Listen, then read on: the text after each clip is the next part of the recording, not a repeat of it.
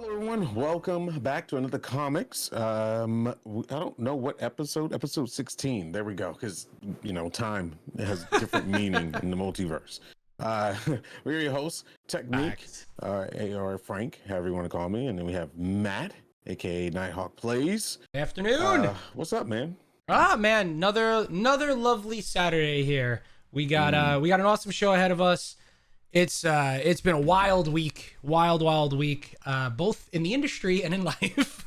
But yeah, man, I'm doing well. Family's doing well. How about yourself, man? Past 2 weeks have been rough. I just lost another family member yesterday. Sorry, dude. I don't know what age she was. I think she was 60 something. I don't know, young. It's COVID, man. Two of my dad's brothers and my dad's closest sister, and I don't know how he's taking it. And he sounds like he's okay, but I know he's not. And my grandmother's just lost it, and she has 12 kids. So losing any of them, it's gonna be hard on her. She's a very, very super religious woman, and she just. I can only imagine what's going through her head. I know she's not questioning things because she's super religious, but no parent wants to bury their kids first. And she's done 3 of them so far, and it's wild. But other than that, business wise on my end, it's busy.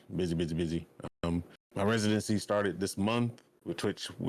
Twitch Gaming the Weekly. So Congrats. Thanks. That means every show that I have a part in production and stuff. I'm learning behind the scenes, a lot of good stuff with that. So hopefully I'll be producing my own thing. Hopefully, cross your fingers, I get my own show on Twitch. That'd be awesome, man. Yeah, it's a lot of fun with that, and just trying to stay positive, man, and keep gaming, kind of keep my mind off stuff. But other than that, just chilling. What about they can't see you? I said it off stream. I love your shirt, man. I mean, I knew you were a fan because you were playing it. He's got the Team Rocket blasting off again shirt. Are you still playing Pokemon Unite? Like in the wee hours? I am. I tried out. I don't play it as much as I used to. I hit veteran and I kind of just paused there for a little bit. Because I have Naraka and I've been very addicted to that. I love that. I've been watching you play that, man. It seems like an absolute blast and fun game. Combat all over again. I tried Blastoise. He is broken. I don't think so. I think he's kind of weak. Every time I face a Blastoise, I'm absolutely getting destroyed. You just can't face him straight up. That's what it is. Like he just double, triple, just the move after move after move, and I'm dead. Yeah, it's a constant pushback. It's the surf and the pushback. That surf also goes forever. But he's weak against speedsters, so you gotta jump on him with like Absol or you can even Lucario get in and out relatively quickly. What's his dang? Yeah, Lucario's good. And what's his name? Greninja and Zenadora or whatever his name is. The one that needs nothing that they never nerf. Yep. Yeah. His AoE stuff is nice. Instantly. Yeah, it's ridiculous. But I can't wait to see who else they introduce. I hope they introduce the EVs and have different EV forms you can take based on what powers you pick. It'd be pretty cool. That'd be pretty cool. So I hope they go with that. And I hope that game evolves into PC, man. I really want that game on PC. Well, I mean, it's getting ported to mobile in 18 days or something like that on the 22nd. So, I mean, it is... It's a Nintendo company. You always have to worry about that. But I mean, it could probably do some big damage and some big numbers if it was on PC as well with the crossplay. And they have the big. I'm definitely gonna be diving into the big Pokemon open world game in February. Oh yeah. I'm like, damn, already? Like, it's kind of weird to me that it's like already out. Funny thing about I'll go ahead and jump a little ahead before we get into talks of the show.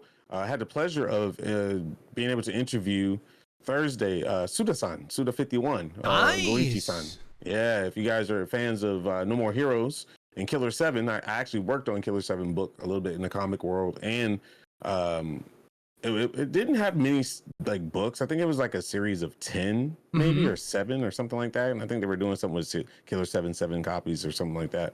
But I did get to work on. I worked on the flats. I didn't do the art in it. I did the flats, which is the coloring. You put the flats on there, and the funny thing about comics, a lot of people think that people draw the book, color the book, right?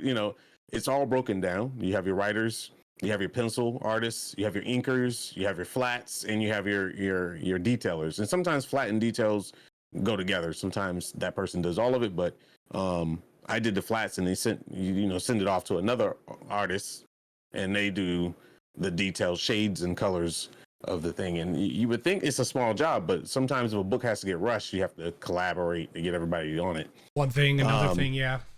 Yeah, but it was really good talking to him. The series is coming to an end, and No More Heroes, has comics. It's got a comic-y feel to it when you play the game. Oh yeah, the way the character 1, 2, and 3. I love No More Heroes 1. I remember playing that on the Wii. Like that was so much fun. Yeah, it definitely, like, you see that game, you see the trailers. It's like, this is 100% comic book inspiration. Yeah, and it's a fun game. And yeah, No More Heroes 3 just came out this past week, right? Hence the why you guys were. I think it was Tuesday. Yeah. Cool thing about it is I had the chance to ask him the ultimate question: would you make this a live action movie, and who would you get to do it? Ooh. Or would you make this an anime, and who would you get it? He was like, there was talks in the past that it was great because I could understand all his Japanese. He's very, very, very well spoken. Nice. I didn't know that about funny him. Story is, years ago, they were approached by I forgot who they said who it was, but they were approached to do a live action movie, and he didn't go with it because he wanted somebody to represent his vision 100%, and because he knows that people love the character. Oh yeah. Travis, and he was like, we can't give this to just anybody to do. So he decided not to do that. There were some anime iterations here and there. We might see some coming up, but he said he really wants to work on a Marvel joint. Ooh. And Deadpool would be the first thing that he does. Oh, and yeah. He said in the past he actually started working on the Deadpool, but it got canned.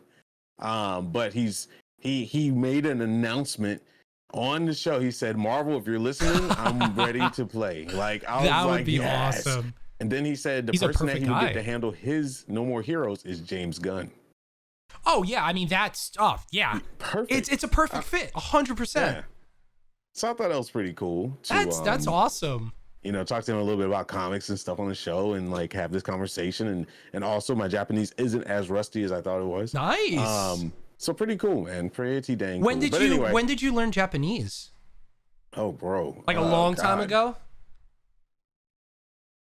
2003? Oh, yeah. Was that like a college thing for you? A high school thing? Yeah, I knew Korean before I knew Japanese.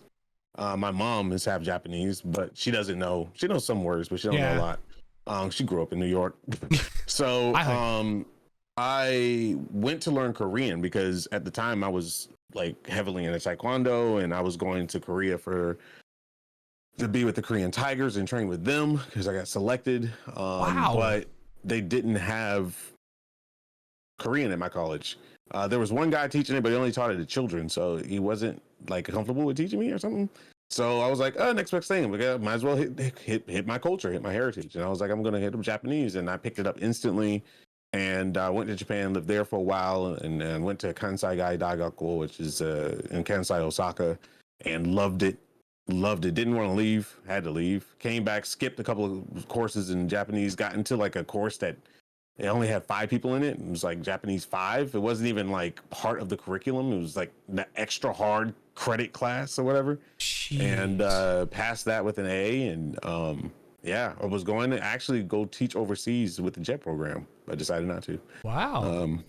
Sometimes I wonder what my life would be like if I did that. It's right. I mean, I love my life. I love my wife, my kids. I can't imagine being someone else essentially, but we always have that. I think everyone has that. Like, what happens if I stuck with this sport or drawing or like what you said, like everything you were doing over there? Like it's everyone has that. But I think even for all the stupid things I've done, I don't think I would want to be anywhere else because I can't imagine my life now without what I'm doing, and more importantly the people that are in it, especially my family. But something actually interesting popped up in my head when you were talking about Pseudo and No More Heroes and live action. There was actually a big announcement since Mr. Monday's here. Paul, I don't know if you saw it yesterday. Netflix showed us the screenplay. They're doing a live action adaptation. I have no idea how they're going to do this, of One Piece. Like One Piece live action. Works for a while. I know Netflix Geek tweeted about it yesterday, and obviously so did their Twitter. I'm looking at them like, The anime, the story arc. I mean, it's a forever. Title. It's just there's there's a live so action many. Bleach. There is but if you watch the live action Bleach, I love It's Bleach. not that bad. Bleach and Full Metal Alchemist are two of my all-time favorites. Full Metal Alchemist by far, especially Brotherhood, is by far my favorite anime. Just something about the story, the animation, just everything. I love it. But like when I watch the Netflix adaptations of it, Bleach wasn't too bad. Death Note, I don't Sweet know. Home wasn't bad either. Sweet Home. Sweet Home is a live action adaptation of the Webtoon, which we'll get into later about Webtoons. I want to talk to you about. Yeah, I can't wait to talk about that. I'd rather see that than Rick and Morty live action that they announced. Like, my God, bro, I know who they got playing Morty, man. This man looking like he he's an adult back in that car, bro. Yeah, he's like back a damn adult, bro. God damn, that man looking hollow. But anyway, it's just I don't get Rick and Morty humor. Is for like it's like Mighty Python to me. It's like Monty Python, it's got that niche crowd that can feel it, that humor. I tried to laugh at that show and I was like, I hate this. So anyway, I don't know. I know I'm gonna get some enemies from that, but it's funny how you brought up if you could change, because we're gonna be talking about the Eye of Agamotto later, and then we have our debate question is, if you had the power of Eye of Agamotto. And this is for chat for you to think about, and for those that are listening on different websites. If you had the power of the Eye of Agamotto, would you go back in time and prevent something that happened? So we'll talk about that. So keep thinking about that until we get to that section. We're going to open up today's show. We have comic news, of course. The What If Doctor Strange aired. We'll be talking about that and going in depth with that. It was a very interesting episode. Yes. Very interesting episode. With Spider-Man, Tom Holland, and Zendaya, public affection, and how everyone loves it. Like literally the world went global viral. Just a small little Instagram post went viral faster than half the stuff that's going on in Texas. Shang Chi, people want streamable version and willing to pay more than $30 for it. A lot of the disabled community speaking out loud and saying that, hey, you guys, it's not fair that you take it away from us. We're disabled and we're vulnerable to the virus. Why in the hell can't we stream this? So we'll be talking about that. Power Rangers issue 11, we're going to go in indie news. We're going to start putting indie news into our segments. I know we go very heavy on the big two, but indie news is very important because indie is starting to become a little bit more shinier than what we have right now when it comes to mainstream comics. Power Rangers issue 11 is out, and boy, does it look great. We're going to go a little in-depth look at it. We're not going to be spoiling the story or nothing like that, but we'll be talking about that. We have Couch Talk, of course, where we just shoot the poop. And we got Webtoons, the kaiju of indie. And is it becoming a AAA? I would say Webtoons is becoming more AAA than the real stuff. I mean, it's so huge. And we're going to go over the numbers about how important Webtoons are and how popular they have become and why they are the kaiju. Yeah, I'm interested to see how many people in the audience know about Webtoons, because when we were in our meeting last week, when you guys brought it up, I actually had no idea about it. And I don't know how I didn't have any idea about it. And then I just went, I was sinking for a while. I did not get my head above water there for a couple of days. Yeah. I'm sure my wife was pissed at me. Oh my God. If you don't know what it is, chat, or even if you do, like, the conversation at the end of the stream is going to be absolutely wild, or podcast for those of you listening at home in regards to Webtoons, because that's an interesting one indeed. Yeah, it's you can literally find anything in Webtoons that you're looking for, and a lot of those things are coming to fruition, and like the big networks like Netflix and Nickelodeon of all people. Like, I mean, so we'll be talking about that later.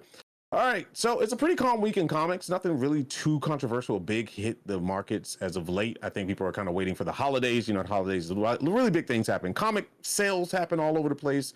Comic conventions. Hopefully they learn from PAX not to have a convention, because PAX is a graveyard. And movies. There's Shang-Chi.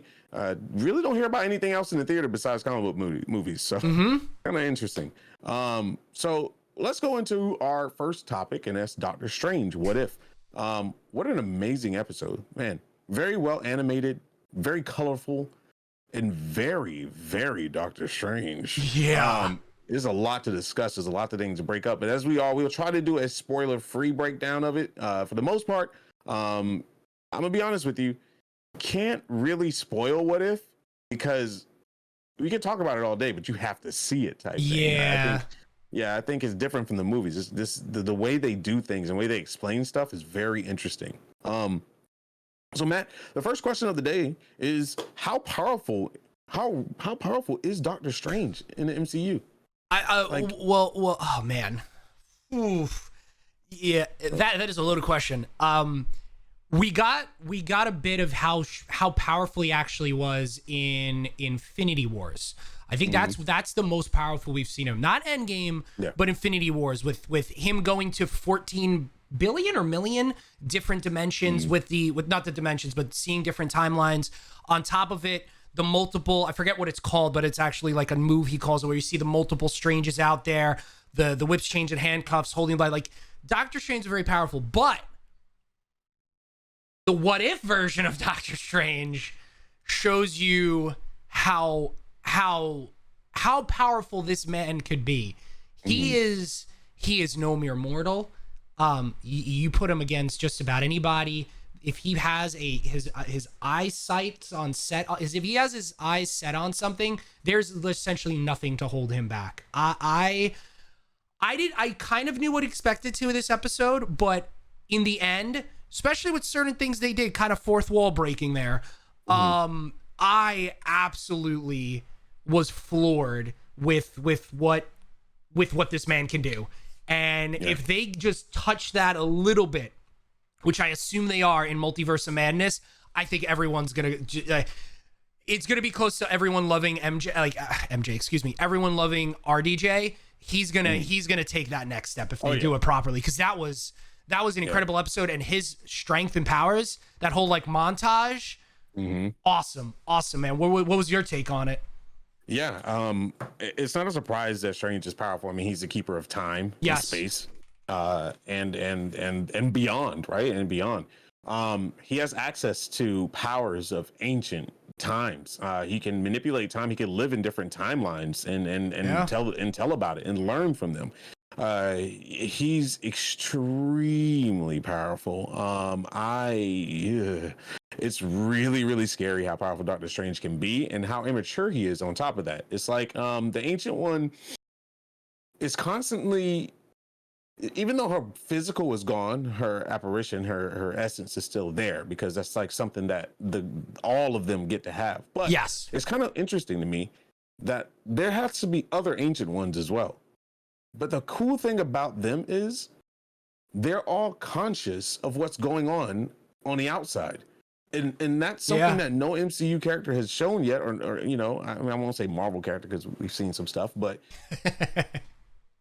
Stephen Strange is conscious of the Watcher. He's conscious of the Ancient One, is conscious of all her versions of herself, and they're all connected by mind, soul, and spirit, whether it's of the flesh or of the apparition.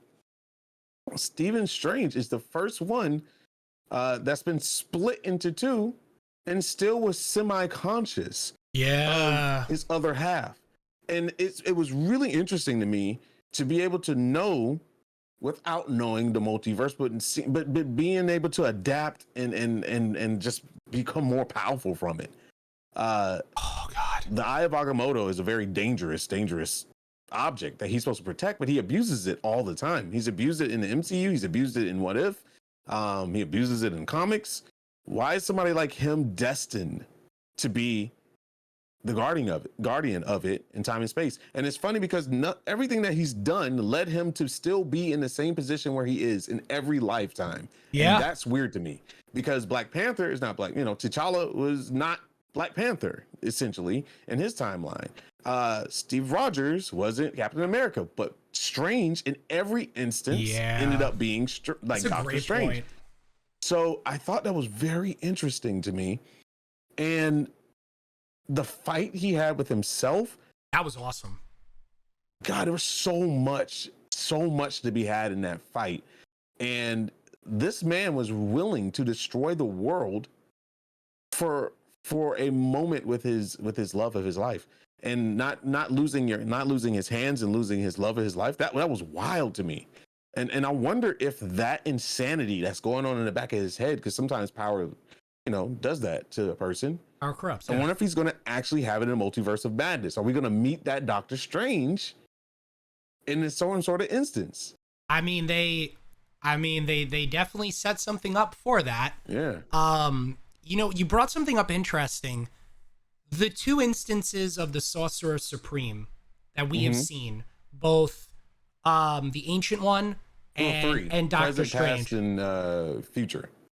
Well, I'm sorry. So you have the Ancient One. She's the Sorcerer Supreme as well, right? Yeah. So I'm sorry. She's Those the Sorcerer two. Supreme until Doctor Strange takes over, but she still, she still guides him or tries to. You saw how his vision of what he wanted things to be took over him and led to, in this episode, to become the dark version of Doctor Strange. Look at what she was doing and she thought was right with the dark dimension power on her, right? It's the both instances of the Ancient One and Doctor Strange, both being Sorcerer Supreme, trying to hold on to balance, try to do everything right, yet they're doing it by, dare you say, nefarious means, whether it's time manipulation or with her taking power from, I think it's called the dark dimension, whatever dimension Dormammu was in. Like, it's the character they're both extremely good, but they're very, very flawed at the same time. And because they're flawed, it makes them very egotistical to boot, which I know this is a side aspect of it. Everyone's saying that's not Doctor Strange. That's not Doctor Strange in the trailers for Spider-Man. No, that's Doctor Strange. He just like wiped out Thanos. Like he's the number one guy now. He thinks he could do whatever he wants. Like it's him. He's on a dare I say ego trip with the best means, but it's still not good. Yeah, and I love how they're so good, but they're so flawed. Like, I'm just thinking about that right now. Miss Bat, don't worry. This is a very kind of non-spoilery. Don't worry. Like, what we're saying is not going to make any sense until you watch it. Believe me, we try to be very cognizant of it and like don't go in depth until the week after. Between the Ancient Ones being Sorceress Supreme versus Sorcerer Supreme, Doctor Strange, she was doing an unselfish approach that no one would understand because she could see more than the average sorcerer, so to speak. Yeah, he was selfish, and it was centrally central minded versus hers being more on a cosmic level of trying to contain an evil. Right? Yeah, both are wrong.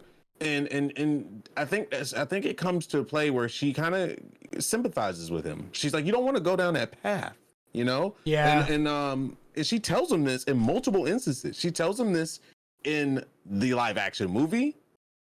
She tells him this in the animated What If. And I'm pretty sure we haven't seen the last of her. I'm pretty sure she's gonna be probably in the Multiverse of Madness. She's probably gonna be wanting answers, guidance. But there's some interesting instances because I wonder if this plays into Spider-Man. Like I said, I'm not trying to break it down too much, but we do have multiple. We have to have multiple Doctor Strange. There's no way it's just one Doctor Strange. And I mean, I could be wrong, but because there's a point where Doctor Strange, it looks like he's trying to teach Peter a lesson. Maybe he's trying to slow Peter down. Say, hey, you got to slow down. You don't understand. What you're wishing for is things can go in a really dangerous path. I've been there. I'm waiting for him to say, I've been there, and have cognizance of what was going on. So I'm very interested in seeing what that is. But beautiful cinematography as always, and beautiful animation, the realistic feel, and the amazing talent behind actors becoming voice actors is still blowing my mind because not every actor can become a voice actor. But man, the Cumberbatch really sell that, playing two instances really sell it. And I was really blown away. I love it. And it was one of those questions that all kids and people hear is like, if you can go back in time and change something, would you do it? If you can avoid something, would you do it? And the sheer reality of the danger with time manipulation and being and then letting other people know about it, essentially. And then the end results not being what you really want and wishing that you never did, So that's our debate question. And like I said, we're going to answer this question at the end of the show. So keep thinking about it. If you had the power of Eye of Agamotto, which is the, object around his neck, that he protects. Green Infinity Stone. Yep, with the Infinity Stone. Would you go back in time and prevent something from happening? And another question to think about is, does it work without the Infinity Stone? This is going to be pretty interesting because what we've seen, the version of the Eye of Agamotto, was he gave the Infinity Stone to Thanos.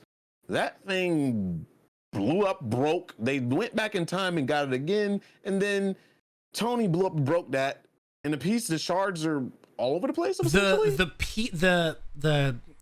necklace that he wears, that the Eye of Agamotto is in, the Green Infinity Stone. When he gives it to Thanos, I believe Thanos, if I remember correctly, crushes that thing. So how he has that necklace still around his neck is a big question that needs to be answered. Do I think the necklace isn't the problem? It's the power. Does it work? Like, so like, does he find a way to manipulate that power of time manipulation through being a sorcerer, or was it all just the Infinity Stone allowing him to do it? Right. The Iona. So, that's interesting. That is a question that they have to answer, because it's like you're just gonna see him. Thing. You're just gonna see him with the necklace, and they're not gonna be like, that didn't he like? And Spider-Man was there for it because they were that was on Titan. They were in space when that happened. Yeah, I don't know.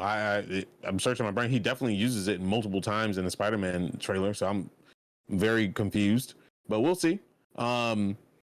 Moving on. Speaking about Spider-Man, we have a fun thing to talk about. It was Zendaya's birthday last week, along with a cute little photo of Tom Holland publicly announcing on Instagram, "My MJ," and happy birthday to her. And people went wild. Fans across the globe. I mean, this thing went global and viral. At the same time, and everybody is just so in love. I mean, look at that, 17 million, almost 18 million people liked it. That doesn't even count the views on it. I'm pretty sure it hit a lot harder than that. It also hit Twitter and national news across the globe, and of course, TMZ is all over that. So you can only imagine where that's going. But Zendaya and Tom Holland are just very, very loved. It's because there's no drama involved with these two, and they stay out of that limelight. They don't really care for, being in the news every 4 seconds. So the cool thing about it is, they've been dating for a while. This isn't new, but they decided to finally go public with it. And I think that's a very important thing, because even celebrities, I remember dating, and when social media came out and you put your little girlfriend or whatever in your Facebook account or whatever, and like, it feels weird when you don't claim each other, right? So it's just like, oh God, they ain't claiming each other. Even though we're keeping it secret, you still don't feel 100%, butterflies and stuff from it. But to see these very interesting individuals, claim themselves on social media and live media, it's really cute. And on top of that, they're a mixed couple, and I love it because it's a very important statement to have and a very important thing to see. In these days where racism is rampant still, unfortunately, is that they're super in love and they're just enjoying every moment together, and they're very successful together and separate at the same time. It's not like Tom is feeding off of Zendaya. Granted, Tom does say that Zendaya is his backbone, and she does mentor him through a lot of stuff as a coach, so to speak. Is nice. But she is more famous than he is, and he's okay to admit that. Pretty damn cool, man. Yeah, we kind of briefly talked about it last week, like having them essentially be the same age. They're a year apart, depending on birthdays and everything like that. They're going through this skyrocket together. Her being on TV for the past few years on HBO. Him obviously being Spider-Man. He had a little bit of fame with the theater, with theater background, and he was Billy. I can't remember what it was, but when he was much younger. And now he's back in there being Russo brothers, best friends now in movies, and just they're both hitting that huge incline essentially at the same time together. And him saying this, I mean, they've had, the celebrity paparazzi leaks and everything like that, but him calling her my MJ, that photo, them seem like they're in love at 24, 25 years old, and you feel it. And it feels different than other celebrity, like hearing about celebrity couples. It does not feel like that. It is not Kim and Kanye, and it's still young and cute. It's so innocent. It really is. The messages. It really is. I included the messages in this picture. So he's just like, "Happy birthday, whatever. Call me later." you know. And then she responds, she's like, calling now, like, or call me when you wake up. And she's like, calling now. And I was just like, oh, some high school shit. I love it, you know. Like, it's just like they're just so cute, and they're grown adults. I mean, they're full-fledged adults. Thank goodness, because you know we hate to see young love and then breakups like a week later. You know how it works with young actors and actresses. But I think this love interest is going to stay very flame, because they're working together so much, right? Yes. I mean, these are the biggest jobs of their lives. Euphoria is really, really good, but it's no MCU. It doesn't make the money MCU makes. And Zendaya and Tom, believe it or not, are probably going to make a lot more money. And the cool thing about this is I believe that Tom Holland's going to really hit Sony in the head really hard and say that I don't want to leave the MCU, because now he has an emotional attachment as well to the MCU. Not only does he love Spider-Man and love Russo brothers and love the MCU and Kevin Feige and everybody that works with it, he's in love with Zendaya, and Zendaya ain't going nowhere. So I'm really interested in seeing that.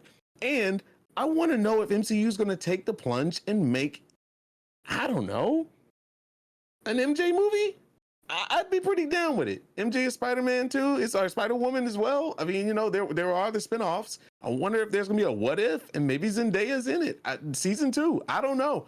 I'm down for it. I'm very excited to see. That's a little far-fetched, but just seeing these two in love and the media actually being positive about it, not negative Nancy's about it, that makes me really, really happy. So I hope she had the best birthday ever. And from Commix, Zendaya and Tom Holland, we love the conversation. So keep going, keep it up. Yeah, I mean, you know, go ahead. It goes back. I don't know if you've seen the lip sync battle back in the day. LL Cool J lip sync. Dude, that's one of the most viewed. Yeah, I think one of the most viewed clips ever of that show is Tom Holland and Zendaya, and you could already see the doing sparks. the Riri. Yeah, that was. Yeah, you can always see the sparks happening between those two. That was. It was awesome, but like you saw, like they were. Like that's what I love to see with celebrities. You don't always get that. Like you get the behind the couch, they're just chatting, whatever. But that was a great show. I think it's still going on today, if I remember correctly. But like that episode specifically showing the kids, like they're skyrocketing into stardom. They're together doing these things, and they literally are having so much fun with their life. Yes, and that's perfect. Like to him to come out in the leather maid dress or whatever it was with the ring, doing it. He's not caring. Yeah. And you saw that like between LL Cool J and her, they were just like they were having the time of their life in that moment. And that is so great to see, instead of like all the Kim and Kanye BS that we see. Yeah. more and more in the news. What I really love about Tom is he goes hard no matter what he's doing, even if he's not into it. Like I'm pretty sure he said how much he was kind of like about Nathan playing Nathan Drake, but I'm pretty sure he owns it. He like the Rihanna dance, he owned that. That man was in it to win it no matter what. He's in it to win it for Spider-Man. He reads the comics, he takes cues, he watches the cartoons, he does his voice inflections, he tries to get that little in his voice as well. He really goes hard in it. And this dude has been training super hard in the gym lately. He's been doing a lot of tricking lately and trying to learn different move sets and different flips and jumps. He's always been very athletic due to his theater background. So dude, Tom Holland, I'm gonna say it right now. If I had to rate the Spider-Mans, he's definitely number one for me. 1, 2, and 3. 4, 5 would be like Tobey Maguire and Andrew Garfield. But he's definitely 1, 2, and 3 for me. I think he owns it. He really embodies Peter Parker, and happy to see it. And RDJ loves him. And if RDJ loves you, you're doing something right, because he's very judgmental when it comes to like people. So it's really good. Really happy about that. Anyway, moving on. Shang Chi. Controversy, man. Box office ain't looking that great. They're doing okay, but it could be better. And that's because people don't want to go out and get freaking Delta. They don't want to become a variant themselves. At the end of the day, Shang-Chi is trending and is doing very well. And people that reviewed it say, hey, this movie is really good, but you know what would have been better? If it was streamed. And I think that's a really important statement. And maybe Marvel just wanted to see that. I don't know, man. What's your thoughts? So if you look by the numbers, Black Widow opening weekend did 80 million domestically through the box office, 60 million digitally, and I forgot what the global rest of the world was. It was up there.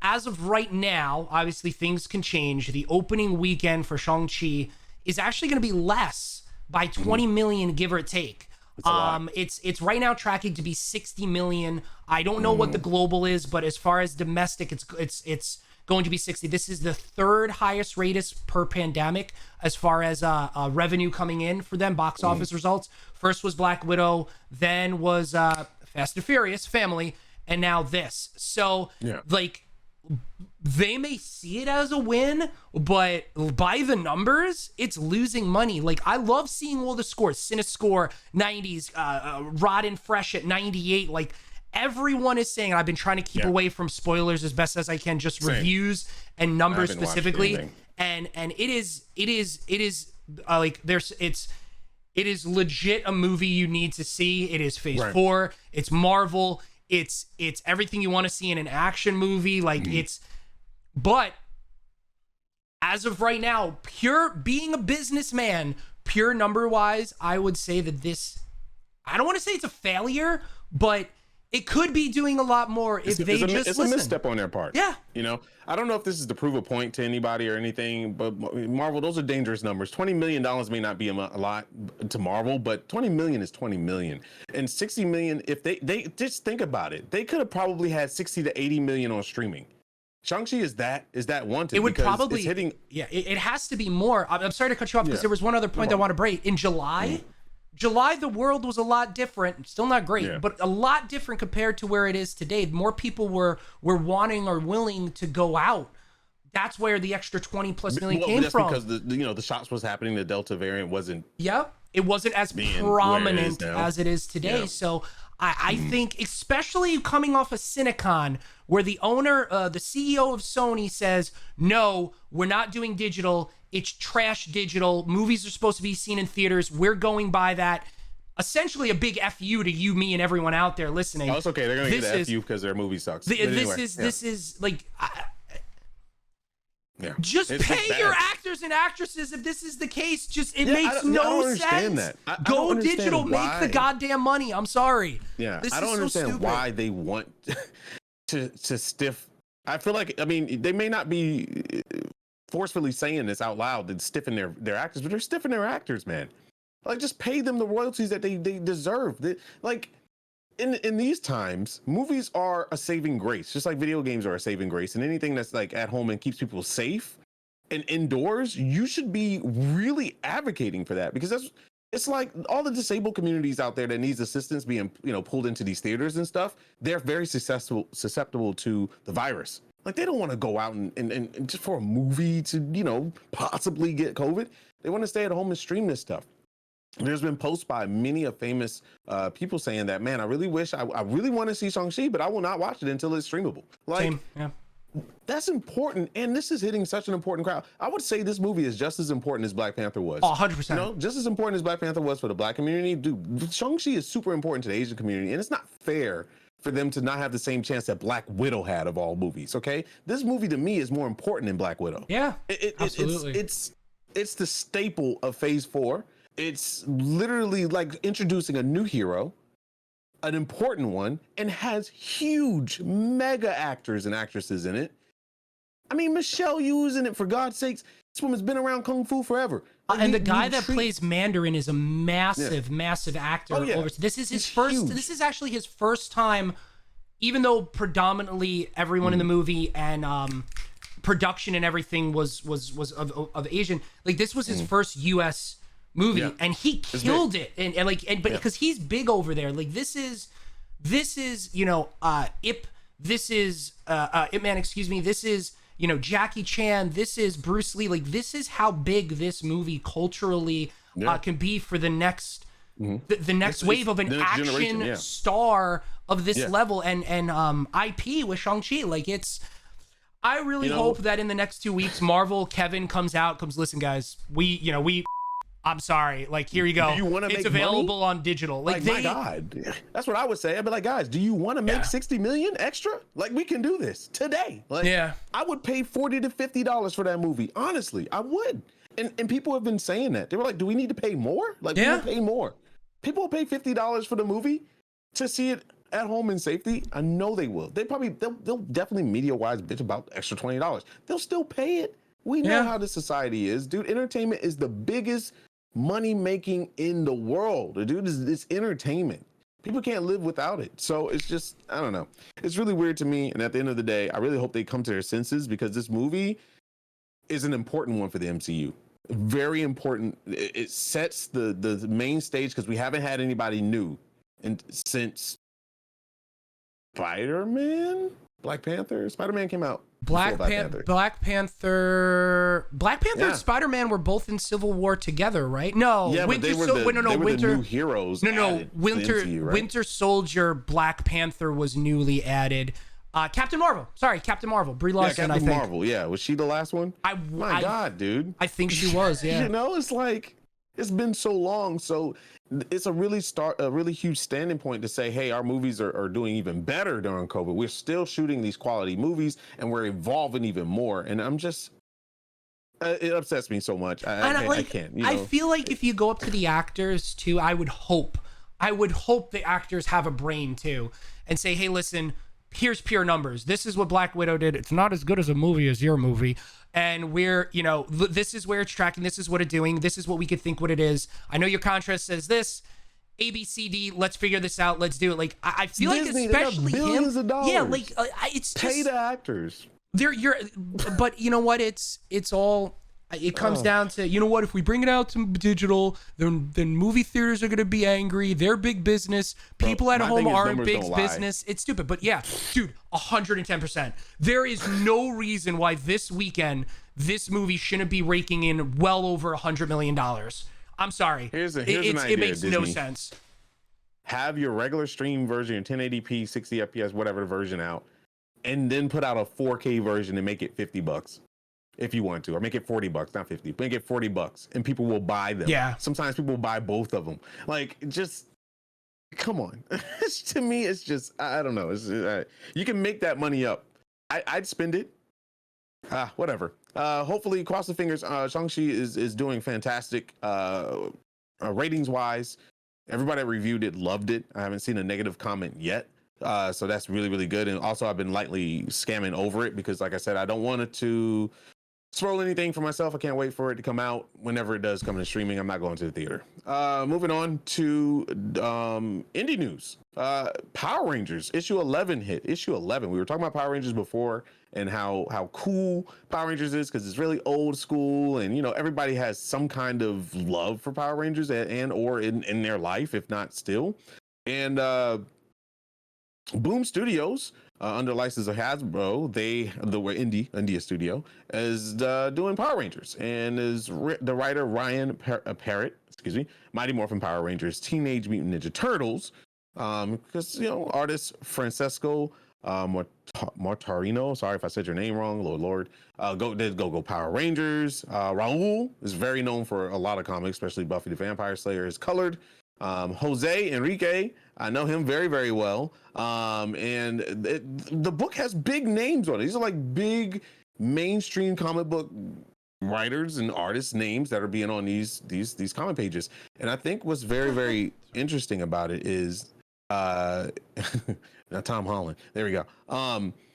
Is that it looks awesome, man. Yeah. This is with like Omega Rangers, with the Imperials. And I'm not going to go into any like detail. You have to read it yourself. But I think it's funny to say that Gerald Perel, who does Symbiote Spider-Man, King in Black, did the main cover to the left, and to the right was one of the variants by Yejin Park, which is actually a Korean artist. Or illustrator. So I think it's really cool. And if you haven't had a chance to read these books or get into them, they're really dope, because they have such a unique style where they take East meets West. It's got like a manga feel to it, but really classic Western style page layouts and eye flow and storytelling. And they just kind of blend both worlds really beautifully. You should definitely check this out. I don't know if you had a chance to look at any of this, Matt, but man, I'm telling you, Power Rangers is looking real beautiful, man. And I'm loving how Power Rangers is getting popularity again. Oh, yeah, absolutely. I think I brought it up before. When the Power Rangers movie came out, the reboot that they tried to do, I think in 2017, I want to say, give or take, 2016, 2017. Yeah. The reboot, obviously, it fell on its face, unfortunately. But during that time, they went in a complete different direction with the comic book, and they started a story arc called The Shattered Grid. That kind of is what started us to lead us to where we are today. If you want to start getting back into Power Rangers, you can definitely start today with these comics, because what they're doing with these Rangers, the Omega Force, like all that, not Omega Force, but with Omega Red and everything, like it's truly phenomenal. And just look at the art itself. That's awesome to go through. But if you want to see where we are today because of it, start off back then. Like our like what we talk about before many times here on the Comics, as much as we're about big screen TV, television, the whole 9 yards. I mean, this is where we all grew up, right? We all grew up with comic books. And if you want to get to where we are today and you want to start reading into series and everything, and if you have fanage towards it, definitely check that out, and definitely check this out, because Power Rangers are more now catered towards our age groups that are watching, and less towards when we were growing up, or that age group, however old you were, right? It's so different. It's so refreshing. And it really is a fun read, taking the ninja, sci-fi, grid mecha, and coming into there and bringing kaiju and mecha and the big bads. It's a fun read. And I was actually reading the notes with our one here. I mean, I can't believe it. Power Rangers is celebrating 28 continuous years on the air. Continuous. I'm 36. I forgot that I was, math here, 8, 28, 6, 7, 8, no, 8. I was 12, excuse me, math. I was 12 when that, no. Anyway, I can't believe I was that young. How old are you now? Wait, what's 36? 6, oh, no, I was 8 years old when that came out? Wait, how old are you now? I'm 36, so 28 continuous years?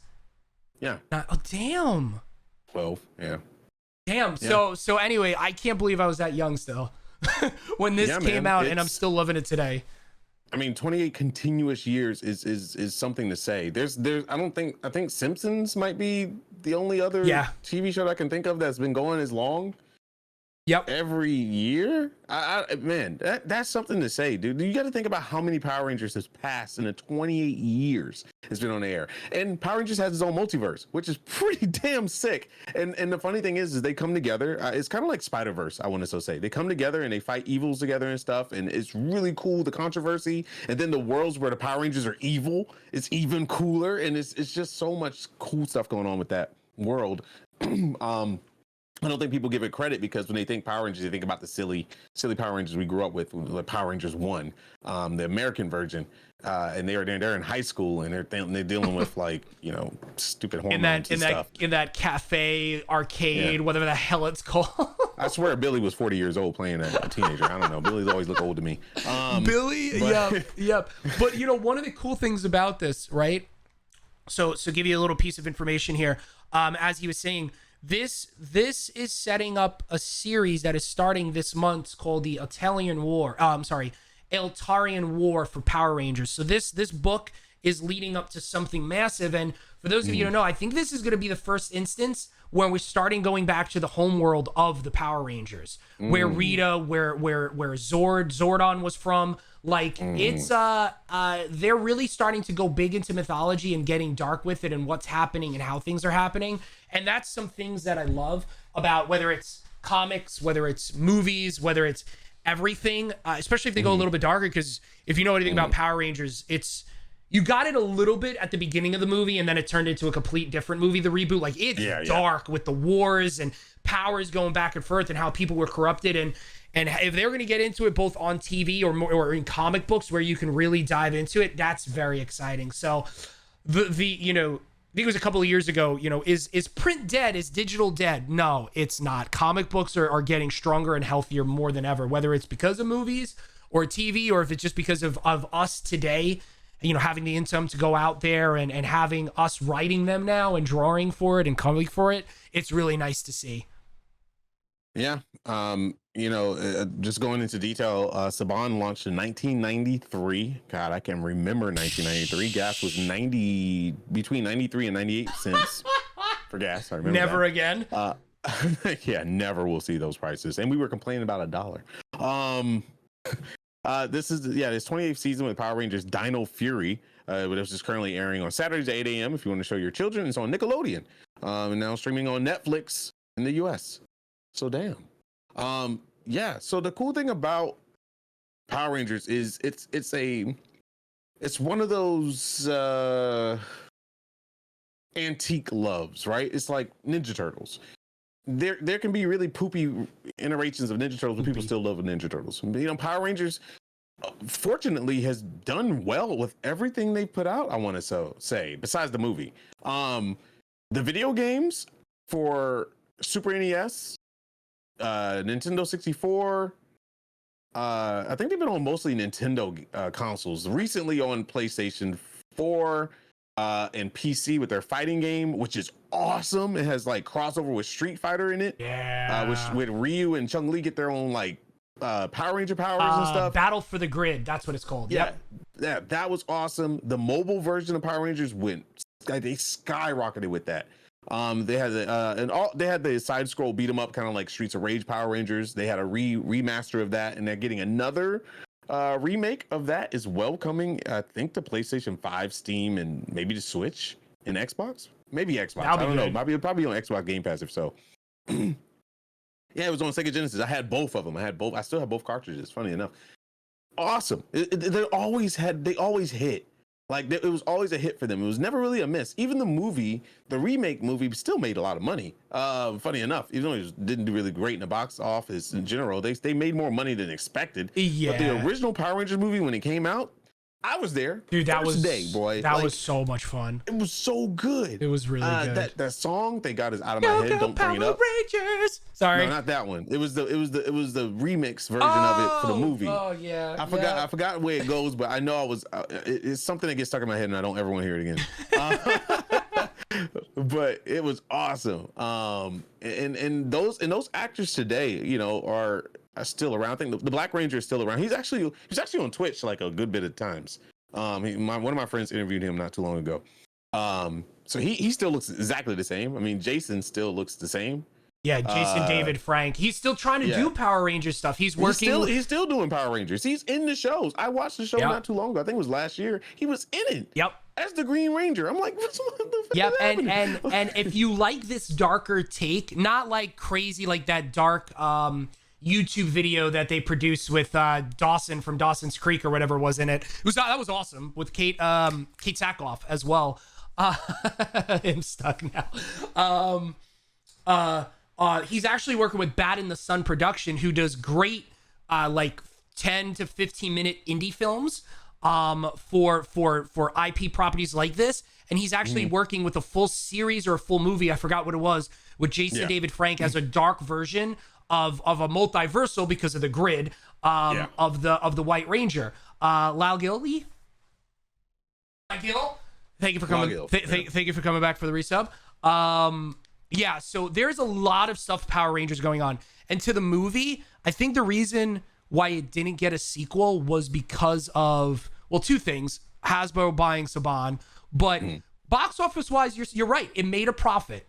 And normally if your movie makes a profit, you're going to get a sequel, but the critics absolutely destroyed it. That was the one reason why. They hated it. Yeah. And it's because they compared it to old school stuff. So it's like old generation versus new. They tried to put that old generation humor and twist on it with a new generation of viewers, and it just didn't work. You know, you got to kind of evolve with your audience. And if the original Power Rangers was to come out today, like the original Power Ranger movie, it would do horrible in the box office. It wouldn't make no money. People would be like, what is this amateur YouTube stuff? Like, people would not like it, because I rewatched that movie probably like 3 or 4 years ago, and I was like, oh my God, I like this. Like, you know, I was just like, man, this looked like people were in box art fighting each other, but whatever. Dude, the graphics. It was hot back then, and that's the thing. And our eyes were more into the fantasy of being a Power Ranger. I had my own little Power Ranger belt buckle thing that I took to school, and when bullies mess with me, I would pop it out.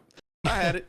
Dude, there's a picture of me with the gloves and the red fake gun, the little saber. Yeah, dude, I was into Power Rangers. I think I even collected cards there for a while of Power Rangers. That was a thing too. Power Rangers, I definitely lived and breathed, and I wanted to be Tommy. Like, actually, I remember like 2000 and 11 to like 13, 14, 15, I was going to San Diego Comic Cons left and right. And one of the big sellers every single year during that time was I think it was Bluefin, if I remember correctly. Always did something Power Rangers, whether it was Saba or I forgot what the Green Rangers sword was called. Like, dude, there was like those were the outside of Hall H. Those Dragon were Megas, the I think it was Dragon Megas. those were the craziest slide. Dragon Dagger, Dragon Dagger and Saba, the talking freaking Saba. I loved it. Oh, that was so annoying. It was so good. But those lines for those limited editions were always like, this was before really Funko was massive. These were massive. Outside of Hall H, those were massive. Isn't McFarlane doing Power Rangers? I think McFarlane is doing Power Rangers. Power Rangers right like now. Toys? No, it's owned by Hasbro now, so everything is done by Hasbro, I believe. Oh, I know McFarlane did do a line of those toys back in the day because they were very like super detailed. At least I think it was him. Well, so actually PCS is making, like, you know how you spend some money on some Spider-Man statues? There are some really good Power Ranger statues right now by PCS.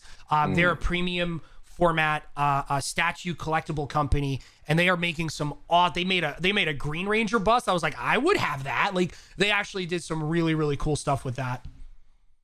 I'll never forget my friends like, oh, he got a flute dagger. I'll never forget that.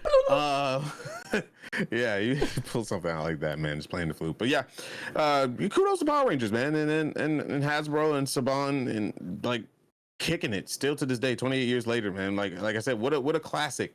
What an amazing time to be a parent and be able to introduce your child to Power Rangers. You freak out and geek out together. That's something you grew up with. I mean, there's not many things that we can say, you know, here's a cassette tape, son, have fun. You know, it's just like, here's Power Rangers. It was my childhood, and now it can be yours. So cool deal. Moving on, speaking about indies, we're gonna be talking about Webtoons. This is huge, man. This is something that a lot of people don't understand. Webtoons is mega, and Webtoons is something that started in Korea. And you know, the website's kind of spread out through the globe, honestly, and now they're on a global scale. And let me tell you, you think that comic books is making a lot of money? Webtoons, I want to say, is taking over the market. I call it the kaiju of indie, which is probably turning AAA on the end of the day, or canon, or whatever you want to say. Webtoons originally launched in South Korea in 2004. And launched in the US in 2014. So 10 years later, okay? Comics are free to read on the phone app or the browser. 78% readers read Webtoons on their phones, 12% read on their computers. This is very, very, very important to say, and this is why. Mobile phones are the biggest income for video games. Don't let nobody tell you different. Mobile phones, the biggest income. You have to think about more so on the east side of things. We spend so much time on our phones. We're on social media. I mean, if we can do money by hits for Twitter at the very least, we'd be in the billions. So how popular? Let's see. 100 billion views annually.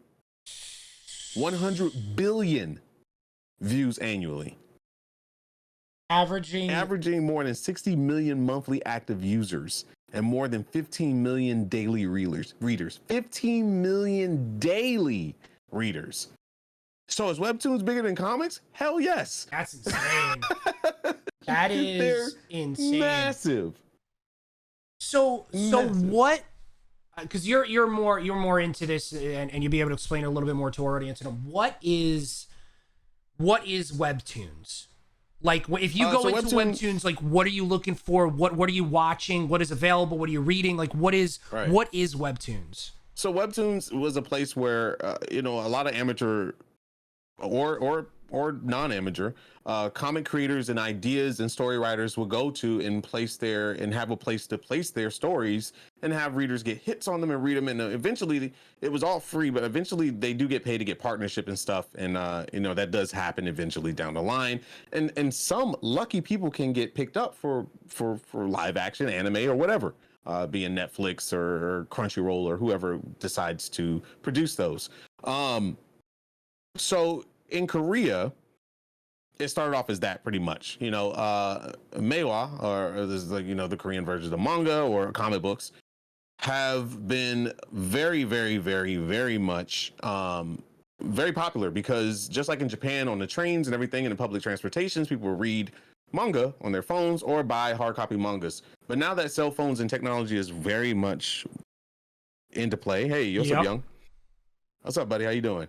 It's very much in, the now, and everybody's on their cell phones. Webtoons has just become more and more popular, which means more eyes on products. And that doesn't only include viewers that are fans. That includes huge directors and producers and companies of all reaches across the world globally. Now, there's some Webtoons out there that are considered the best Webtoons of all time, and there's no surprise about the big three right now, because they all have been picked up by either Crunchyroll or Netflix, or Funimation. Crunchyroll and Netflix, Sony, I should say. Now that Sony owns Crunchyroll and Funimation, and that's Noblesque, which is a vampire type.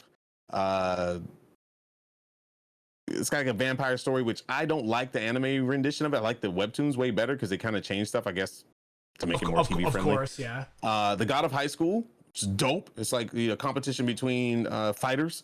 They become the God of High School. Different high schools compete with fighters. They all have different abilities and stuff. And it goes a little bit darker with angelic and demonic powers. And the Tower of God, which is huge. They released the Tower of God series on is it Crunchyroll? Yeah, Crunchyroll.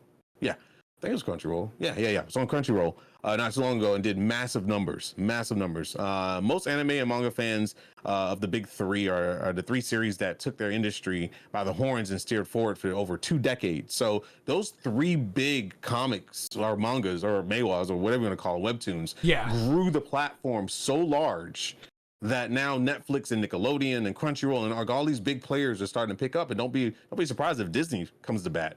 The mouse has their hands in everything. I wouldn't be surprised that we don't know something, but we will know something soon. Yeah. Right now, so it's actually I just looked up all three of those, and the first thing I'm seeing specifically for God of High School is anime versus Webtoons, and everyone really liking the art of the Webtoon a lot more than the anime.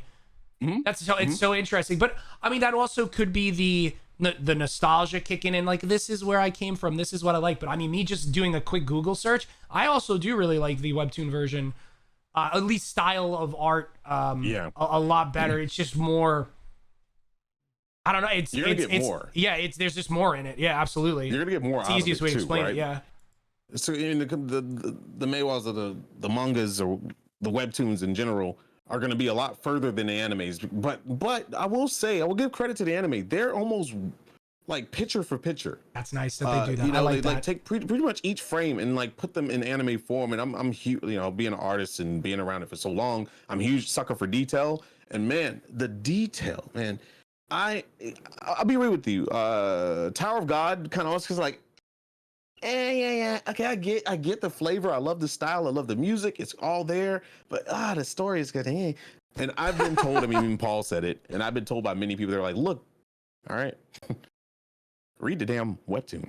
There you go. And then you will be seeing what we see. And so I'm waiting for the anime to catch up. But it's been so long in between. So I might just crack, man. I just don't want to be cracked out. Do it.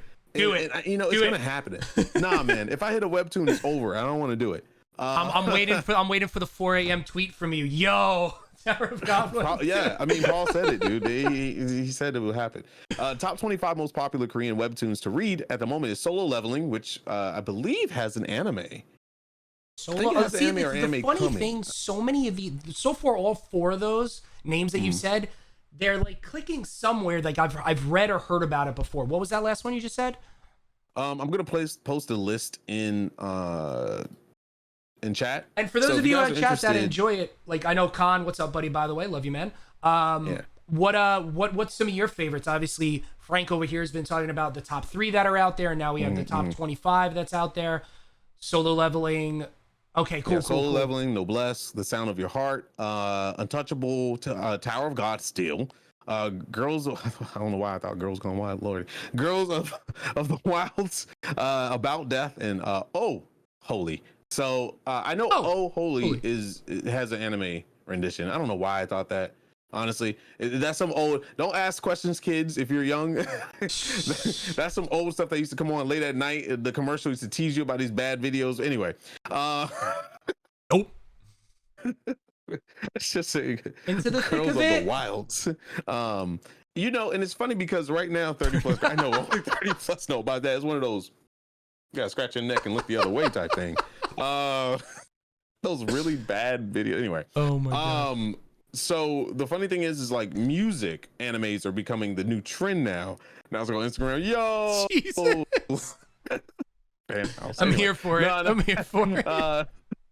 So music anime and music mangas and manhwas and webtoons are becoming really, really big. So pop star singing stuff. I'm talking about like American Idol animes, bro. These are the big hitting trends right now. It used to like shonens were so big for so long, and shonens are, you know, it's like your Naruto's. It's like your One Piece. You know, you start off super weak and you get really powerful. You know, your One Punch Man and stuff like that. That's my favorite stuff. I'm like your average ass basic biatch, you know, anime manga reader. I love shonen. That's my thing. I like seeing a weakling become OP as hell and just destroy stuff. Mob Psycho, you name it.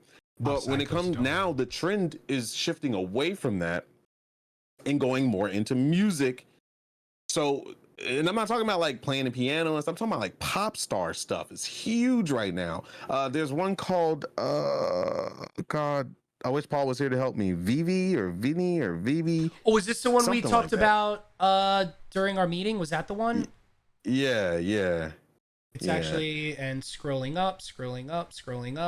I think it's like Vivi or something like that. But anyway, long story short, it's really, really popular right now. So I wouldn't be surprised if there's a webtoon, like Webtoon's going to take a shift. Now, a lot of the popular webtoons out there right now that's being hit on, and it's kind of seasonal, is horror. So horror is really big.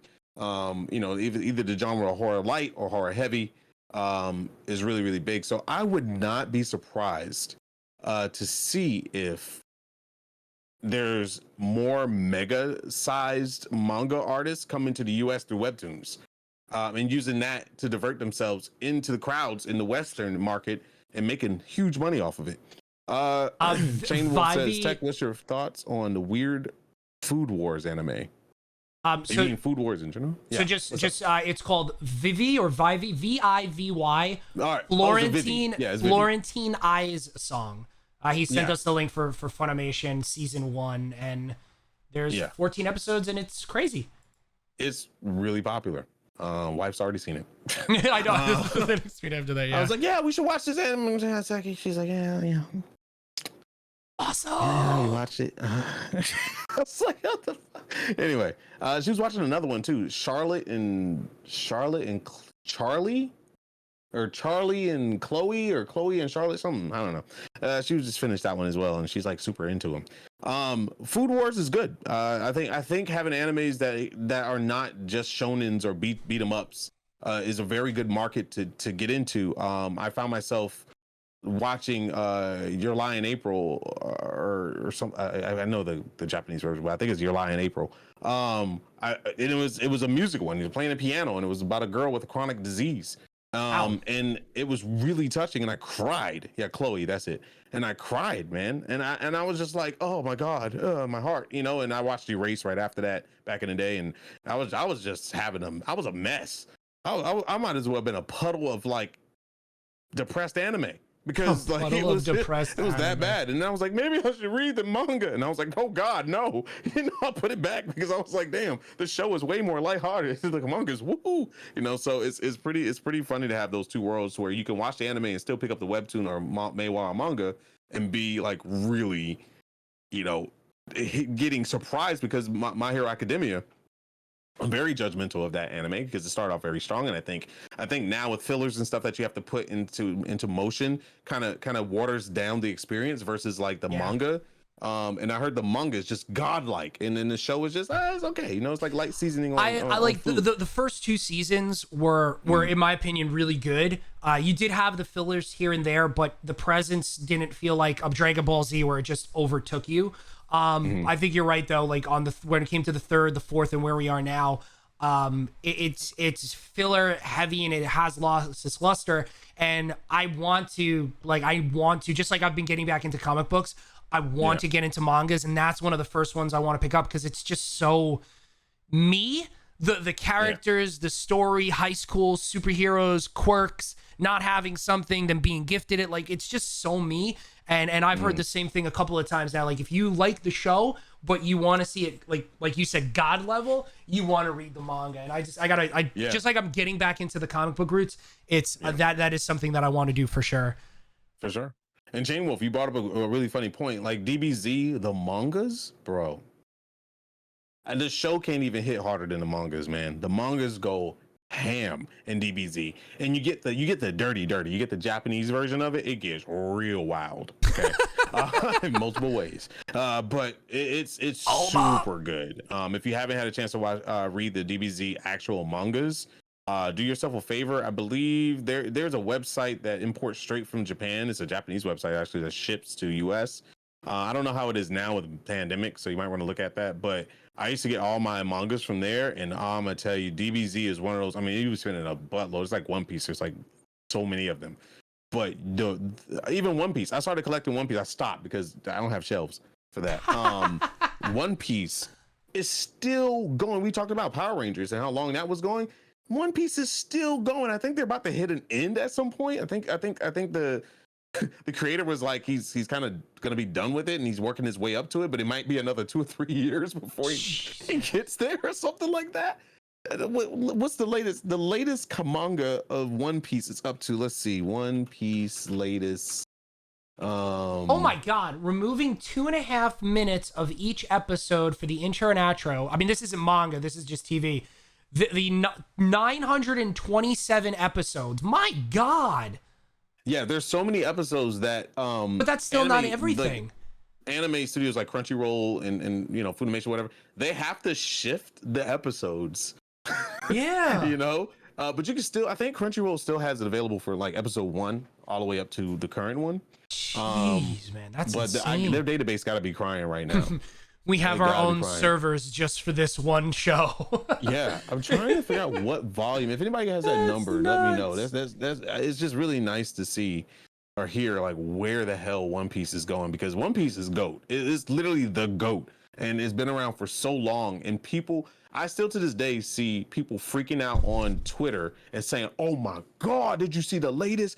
Oh, like they're going bananas. Wait, they have to be in the thousands at this point. In January 26th, currently One Piece is on volume 97. That's volume. That's 97. volume 97. That's not even the books. The individual manga. Like what? Yeah, those are volumes. Like, isn't books like? I think volumes contain how many? Like at least 10, if I remember correctly. 10 to 20 or something like that is wild. I don't know. Yeah, I think he's in the thousands or close to it, 900s or the thousands, something like that. It's wild. But yeah, One Piece being as long as it is, and it goes crazy. So here's some fun facts if you're thinking about joining Webtoon. So how much does a Webtoon artist make a month? So we kind of want to range it. Kind of want to compare that to like a Twitch streamer, right? Webtoon artists make a month. Sorry. On average, we're talking about like the amateur artists. We're not talking about like Tower of God. I'm pretty sure they make God amount. $100 to $2,000 a month. Their creators make, and these are amateur creators. Webtoon artist was around $2,000 a month. That's not bad, but I'm gonna be honest with you. The amount of work that goes into making manga, oh yeah, it's wild. I'm part of the old school DeviantArt crew. Shout out to DeviantArt before they started doing artwork. That website's horrible now, but anyway, I know people that started their web comics on DeviantArt and moved to Webtoons, and now have like full-fledged production agencies after them. One in general, I'm not gonna shout out her stuff without her permission, but she's been contacted by anime studios. That's awesome. And I said, if a Studio Mirror hits you up, you better freaking take that. Oh okay? yeah, I love Studio Mirror. What does Studio Mirror do currently that I was just like, oh my God, this animation? Oh, The Witcher. The Witcher anime that just dropped on Netflix, dealing with Vesemir, who's Geralt's mentor. Wow, man, the animation was on that. Good Lord, I love Studio Mirror. Anyway, So yeah, $2,000 a month on average is what amateur creators make. That's a good bag right there, man. It's a good bag. Have a whole month to do a comic, not bad. And Oh, solo I leveling knew is being picked that. up. Dude, Summer 2021, which I don't think really aired yet, or did it? I think it did air. Because I remember hearing about solo leveling, but I think it's like on episode 1 maybe or something like that, or it's about to come out. Yeah, solo leveling anime. I forgot. Studio Mir also did the reboot of Young Yeah. Justice too 4 months ago. for HBO Yeah. Max, and They that's typically really do good. the American, Yeah. like, you know, Western Eastern crossover. Studio Mir is normally there. They're known for like Legend of Korra, Last Airbender series, and all that stuff. So I mean, their animations are top notch. They do a lot of camera flips in their stuff, like a lot of like Boondocks. I forgot they did the Boondocks. like, you know, camera rotations, and their cinematography is just like godlike. It's just they're really good. I don't even want to know. I think Studio Mir, I believe they're Korean, I believe. Yeah, Seoul, South Korea. Yep. Yeah.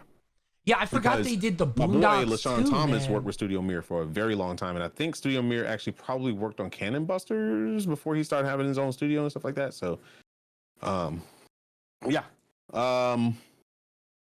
The longest webtoon posted is Sound of Heart. So the one that's still at the top 10, still, or top 25, still to this day.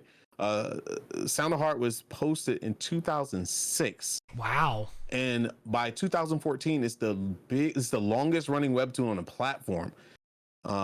December 17, 2015 was the 1,000th episode of Sound of Heart posted. The 1,000th episode. Imagine. That's a couple. Yeah, solo leveling. Yeah, we were talking about the webtoon and being picked up in anime. And it was on like episode 1 right now. It's like 4 months ago, right? Or episode 2, 3, 4. I don't know. I'm waiting to watch it. Is it on? It's on Crunchyroll or in Funimation, right? I know I saw it. I just didn't want to put out the wrong information, but definitely go check that out. Here's a question: why isn't Dragon Ball Z not in the big 3? What do you mean? What do you mean by big 3? So it's not in the big 3 comics or mangas or manhwas or anything. Mangas right now. It's just not up there. Dragon Ball is not part of the current generation's big 3 because there are other hit animes that are taking off right now and have more appeal. I think it's true. My Hero Academia, Demon Slayer, Dr. Stone Promise, Neverland, Black Clover, Fire Force, Jujutsu Kaisen. You know, all those shonens. You know, I think Dragon Ball Z used to be the poster boy of shonens along with One Piece. But now you don't really see it out there much anymore. I think people grown past Dragon Ball Z. Dragon Ball Z was the early 2000s to mid 2000s, like, you know, big hits. And right now, I think people want stuff that they can relate more to what they miss in the real world. And it's like high school. Isekais are really huge right now, which are like pretty much you somehow die and you be reborn into a video game world because video games are hitting right now. We have to think about this stuff, right? During the zombie apocalypse, Walking Dead phase, everything was about zombies, like Zombie High School. Everything had zombie in it, and it was hit. So right now, I think it's hidden because people are just loving the now. Yeah, Paul. I think that's actually right, actually a great point that Paul just said. Yeah, Bleach, Naruto. People are hitting the now, and it's like shonens are not looked at. Dragon Ball Z is not looked at too much as a shonen anymore. It's like, yeah, the Naruto's, your Bleach. Yeah, you start off with like the teenager who starts off as a nobody and becomes something major. You know, people love that storyline because it's relatable content. Goku was always powerful as hell.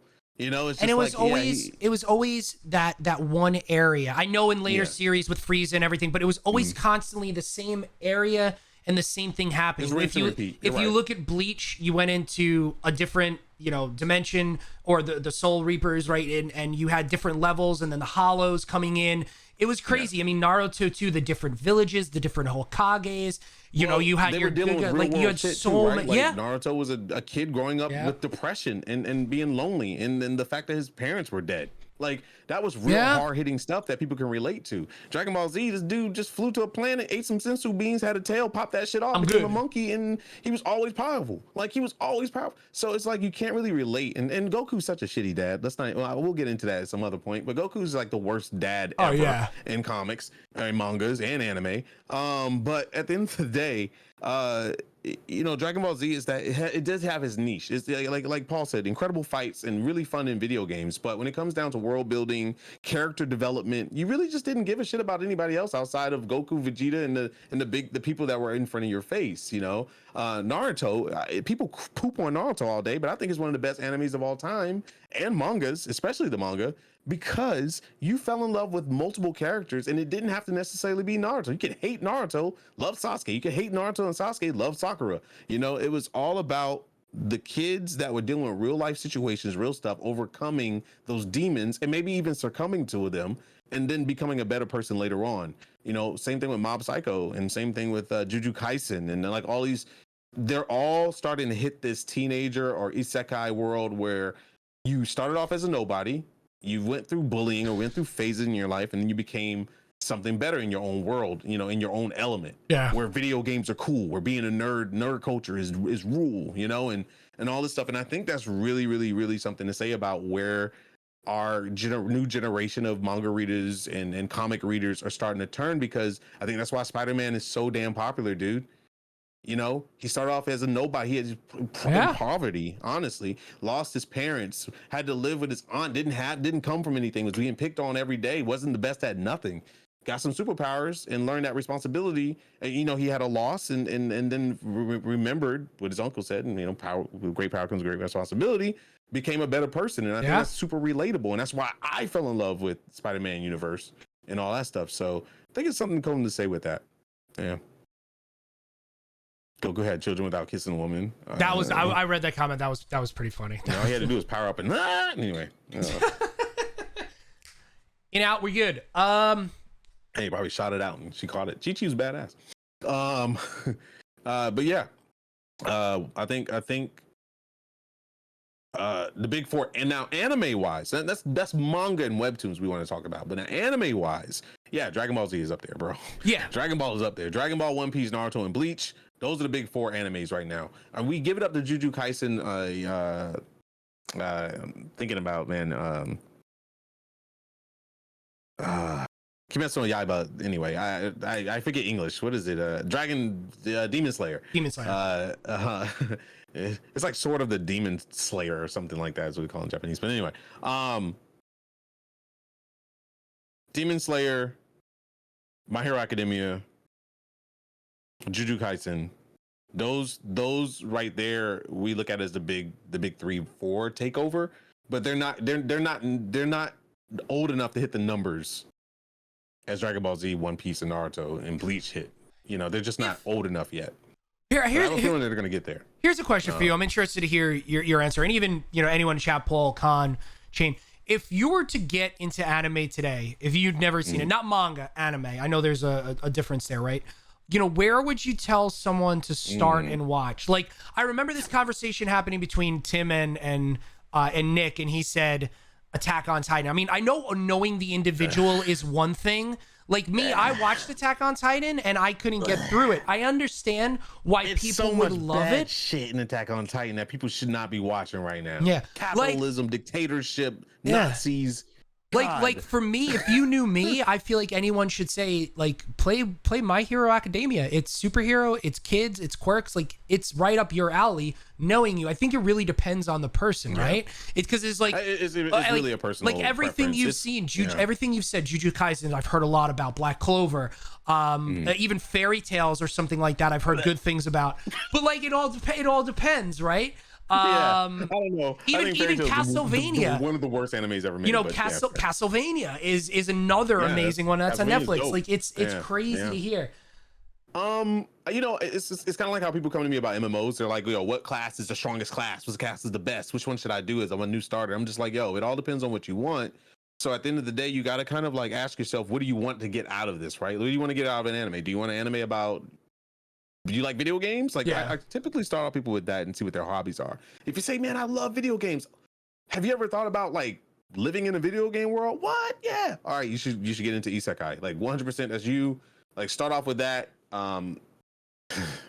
Start out on line 1 only, like the first season only. Like just watch that and see how you like it. And if you like it, then you can move into like You know, I was reincarnated as a spider. So what? And then someone slime, brought up like something called Log Horizon. Have you ever heard of that? Yeah, Log Horizon is the Isekai. Hell yeah, Log Horizon is awesome. But the season 3 sucks.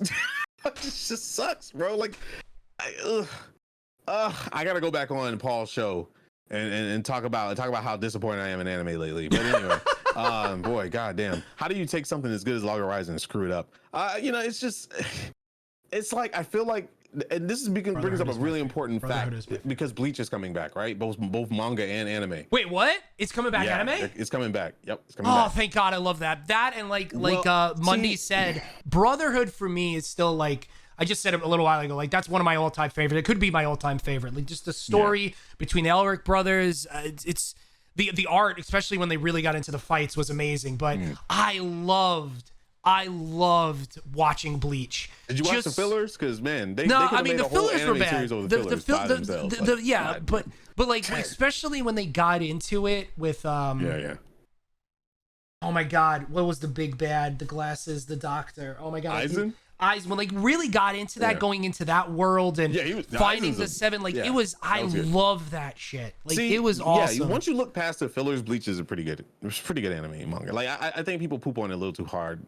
You know, it's like Naruto. Naruto had filler galore. Yeah, you know, but the difference between Naruto and Bleach is Naruto's fillers were kind of good and kind of made sense. You got to little learn more about the world. Bleach fillers were kind of just random shit, like somebody sucking on a lollipop, and I'm like, what's going on with this, man? Like, you're in the middle of a fight. We about to fight Eisen. You gonna give me an episode of somebody sucking on a lollipop? I don't give a crap about that beanbag lion spirit boy. I don't care about him. Like, just give it Eisen, you know. So anyway, so I hope the renditions do as well when they reintroduce it and then bop off the fillers. But I think anime like that and manga like that, the mangas always feel like they're gonna be better than anime because I think these anime producers and directors take too much of a break in between seasons and episodes. They lose the momentum they had, and they kind of forget why people love their stuff, you know.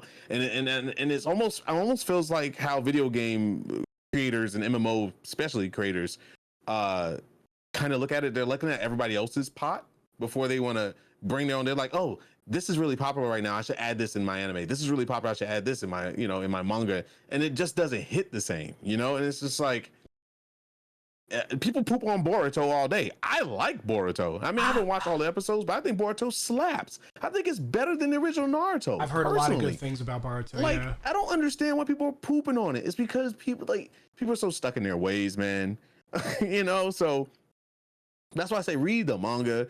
If you're ever questioning an anime and it doesn't, Fairy Tail is one of those that you just got to not even try. Just don't even try it. It's horrible. I'm gonna tell you right now, don't waste your damn time unless you want that kidsy stuff. I don't know, but that's completely me being very opinionated and biased. But it's poop. Just like Black Clover, don't like it. Can't stand that main character. He screams too damn much.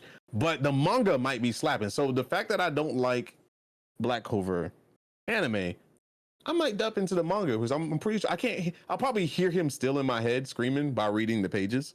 But I'm more interested in that because I'm a shonen boy. I love shonens. I'm that basic bitch shonen boy. I love it. Or isekai. Those are my two favorites. Yeah. I don't know. Opening Boruto was mad, especially in anime, but the manga is solid. Yeah, that's what I'm saying. Like, slaps. And now where Boruto is with them powers, goddamn. Yeah, I cheated a little bit. I looked a little ahead. I had no choice because people keep posting shit about it. But anyway, what would you like to see anime-wise turn into a live action where we are now? Because you think of Netflix, Jujutsu Kaisen, bro. We got okay. Damn. Okay, I was gonna say we have One Piece. We've had the real horrible adaptation of Death Note. We had Bleach, which was okay, and we're getting more and more things out there. Like, what would it be? So, I mean, I didn't even finish that sentence. Jujutsu Kaisen, bro. Okay. Shit. I don't Cowboy know, Bebop, actually. Yes, the pictures of that. Yeah, Thank you, New North. Yes, that actually looks fantastic. The cinematography, the colors, the music, the style. People are pissed because what's her name? What's the main girl name? Yeah, they changed her character. They changed her outfit, so there's no more booty shorts and tied off shirt. Gee, I wonder why. Dog. Whatever, man. You want that shit? Go on Google. I'm not flaming it, bro. It is what it is. I just want them to do the show justice. I want to see GTO come back as live action. Like, they already had a live action GTO, but I want a now GTO. Like, great teacher Onizuka. Oof. Man, anime don't. Oh my God. Okay, no. Erase that. Chat, what do you think too, by the way? Outlaw Star. Oh my God, bro. Yeah. If I can get a freaking Outlaw Star live action, and it's good and it hits. Oh man, I just want them to redo Outlaw Star. I just want them. You just still can't exist this timeline. Oh, you're right. We're in a multiverse, so we're fine. Yeah. Outlaw Star, man, hands down, because it'll work. You know why? It's sci-fi. It's dealing with the answers of the stars, what's out there type shit. It's got space pirates in it. Outlaw Star is like, that's one of the most underrated animes out there. Somebody said Vash. What was it? Vash back in the day? That's a claim best waifu. Yeah. Black Lagoon. Oh, what about, I mean, this is an OG one, right? But what about Akira with Takai Waititi? Didn't being they the try director? a live action with Akira, or they rumored there was a live action coming? I think there is a live action coming of Akira, actually. So it was originally originally live action, or they're redoing it. So the one promising live action Akira movie from director Takai Waititi has been removed from Warner Brothers' release schedule. So it's like it's in death hell. Yeah, that's what it looks like. It's in limbo. Yeah, I ain't gonna get. That's not gonna see the day of light, or light of day, I should say. Black Lagoon. I've heard about I think those will work. There was a live action Brotherhood, wasn't it? Full Metal Alchemist. Yes, there was. Action. That actually wasn't that bad either, because it was dubbed and subbed. It was full Japanese. And it actually, I remember that being better than Bleach. Bleach got a little corny here and there, but but that actually, even with the seven sins and everything, they actually pulled it off pretty well, if I remember correctly, of Brotherhood. Yeah, in the anime, the graphic effects weren't that bad. Yeah. Bleach. Okay, so Bleach is just corny in general. Let's just be real, dude. Like the humor doesn't translate well to Americans. I laugh at it because I lived in Japan and I picked up everything, but it's that I'm the cool guy type shit. And the jokes just doesn't translate well to live action. I think that's the case because it just doesn't hit the same. But it wasn't bad. I don't think Bleach was that bad. I mean, there's definitely worse. You know what? Out there. You know what I like about a lot of Japanese. There's a live action Kenshin. I haven't seen it yet. Yes, I remember that too. Netflix. Yeah. You know what I like about it? The Japanese anime going to their CGI style is when you have to go CG with like creatures and things. Like here in America, it's done very realistic. Right? I like how they go like that clay model kind of like different dimension type of like with the surfacing and cell shading to it. It's so different, and I'm just thinking of how they did it with Bleach compared to like how you would see it in America, or even like it just I there's something about it that I like different, even though it could look completely fake. I like that better than looking at something that I get the uncanny valley feel to it. Well, there's something about it. Old school Godzilla is better than new school Godzilla. Oh, yeah, absolutely. They're like, yo, give me the guy in a rubber suit with a fake like people want that. Like, dude, Power Rangers. I don't want to see a CGI Megazord. I want to see see a cardboard person I want to see a person in a cardboard Megazord suit. I don't need to see CGI for it. Like it's wild. I'm saying, like, but that's our generation, though. This new generation don't want to see that shit. They're like, yo, if I see a wire, bro. Remember how we used to see wires in movies back in the day? Nope, I'm out. If I see a wire, you ain't get none of my money. Like, I'm flaming you on Twitter. Yeah.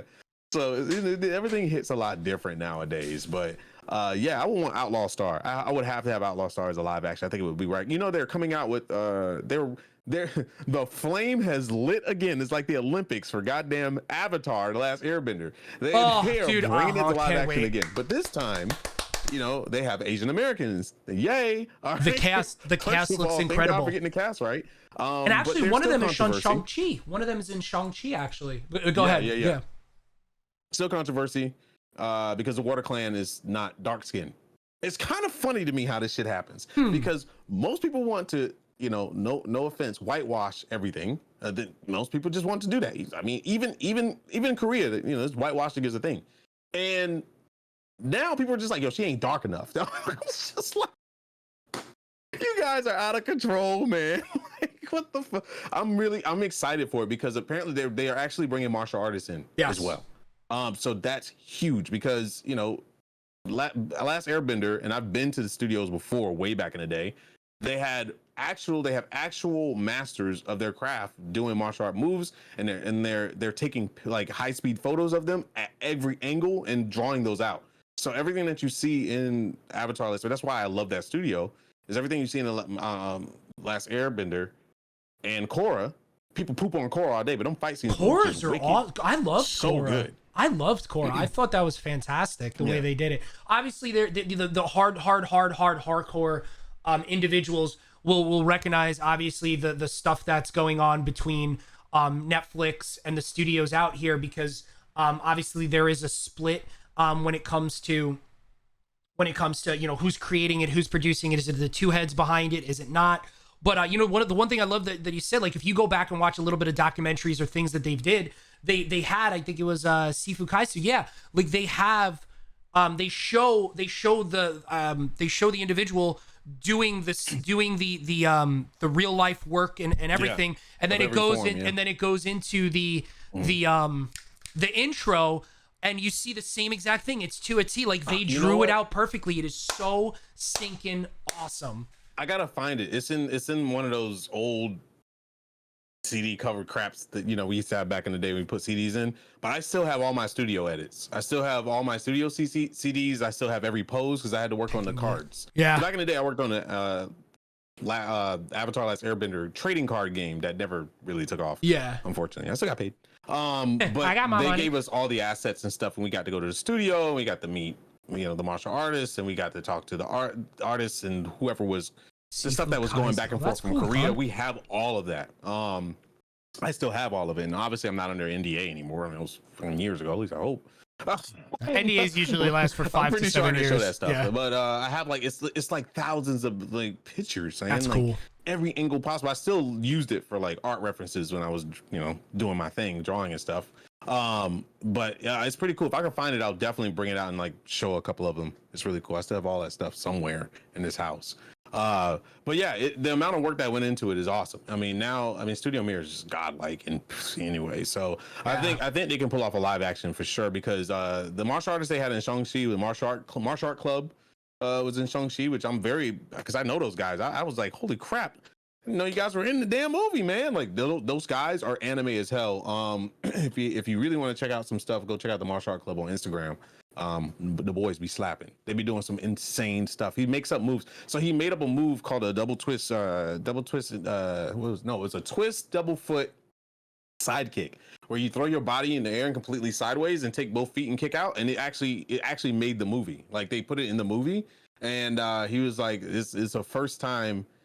that he's a move that he created was put in the movie, and the guy's badass, by the way. So I'll get that information for you guys right now. I'll post it in the Discord. Yeah, and if you guys have any questions, comments, concerns. Oh, by the way, we need to revisit our question because we have 15 minutes left of the show, and that question is: if you had the Eye of Agamotto, the thing that goes around the neck of Doctor Strange, the thing that he protects, would you go back in time and correct something that was wrong or prevent something of a mega event from happening that changed a big part of your life?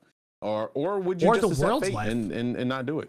Yeah, I mean, because you got to think about it. It's not just your life; it's the world's life, right? That's just like the end of Deadpool. That question, or what Rhodey said in Infinity Wars 2 with the whole Hitler reference. Would you go back and do something about it? Like that's a hard question to answer, man, because never mess with time, bro. Yeah, I mean, if there's anything I've ever learned from Doctor Who, from Back to the Future, from now the multiverse with Marvel, like you don't mess with time. It's not that hard to say. It's not that I would want to change something for the good. I'd be afraid of changing something for the worse, even though I'd have the good intentions of changing something for the good. It would have horrible intentions. The butterfly effect too, right? Like and once you go down that road, it's always stepping on the butterfly. Like it's interesting, I don't think I could. I don't know. Think about COVID. Think about how many people we lost and stuff. Like how many people would go back in the time and like try to prevent that or something. He But has the a funny thing power. is, we may prevent COVID, but we might release another disease. Yeah, something even Right. worse. Yeah. It's kind of funny because Doctor Strange in the MCU, revisiting that question, him finding all these possibilities was still had his flaws, right? He skimmed over all these possibilities and found one that will work for them currently, but not long run. Hence the multiverse is being shattered. So he had to see this. He's had to have seen the multiverse being destroyed, or knowing all that he know and all he learned from all the secret books from the library, that him messing with time in general and them doing what they're doing causes an event on a cosmic scale to prevent Thanos or reverse what Thanos did. Yeah. If that was supposed to happen in that current timeline, that was a fracture of the multiverse first, I would think. I mean, granted, it started with Loki, and all that stuff didn't happen until after the Loki seasons and all that good stuff. But it's kind of funny how Doctor Strange knew something was going to happen, but I wonder why he chose to interfere then instead of letting things be. Because why not just tell Tony what was going to go down? You might as well. It's just as bad as teasing it, the idea. So it's kind of wild to me that he had the eye of Agamotto and he used the powers to be able to skim over all these possibilities. How did he not see the multiverse crashing in any of those? Well, I mean, a simple answer is he wasn't looking for it.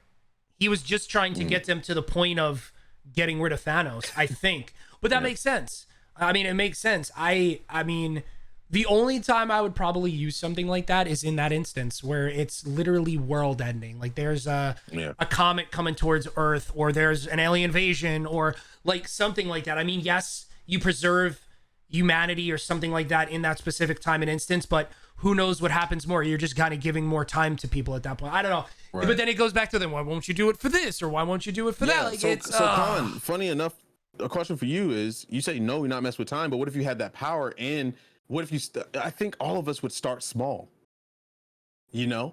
It's like, I was late for work, damn, it's my last write-up, I could lose my job, let me reverse and make sure I get on time. I think everybody would start small with those little things, and then it eventually gradually get bigger and bigger, and we lose consciousness, it's almost like of what we're doing, right? Yeah. And it'll create that.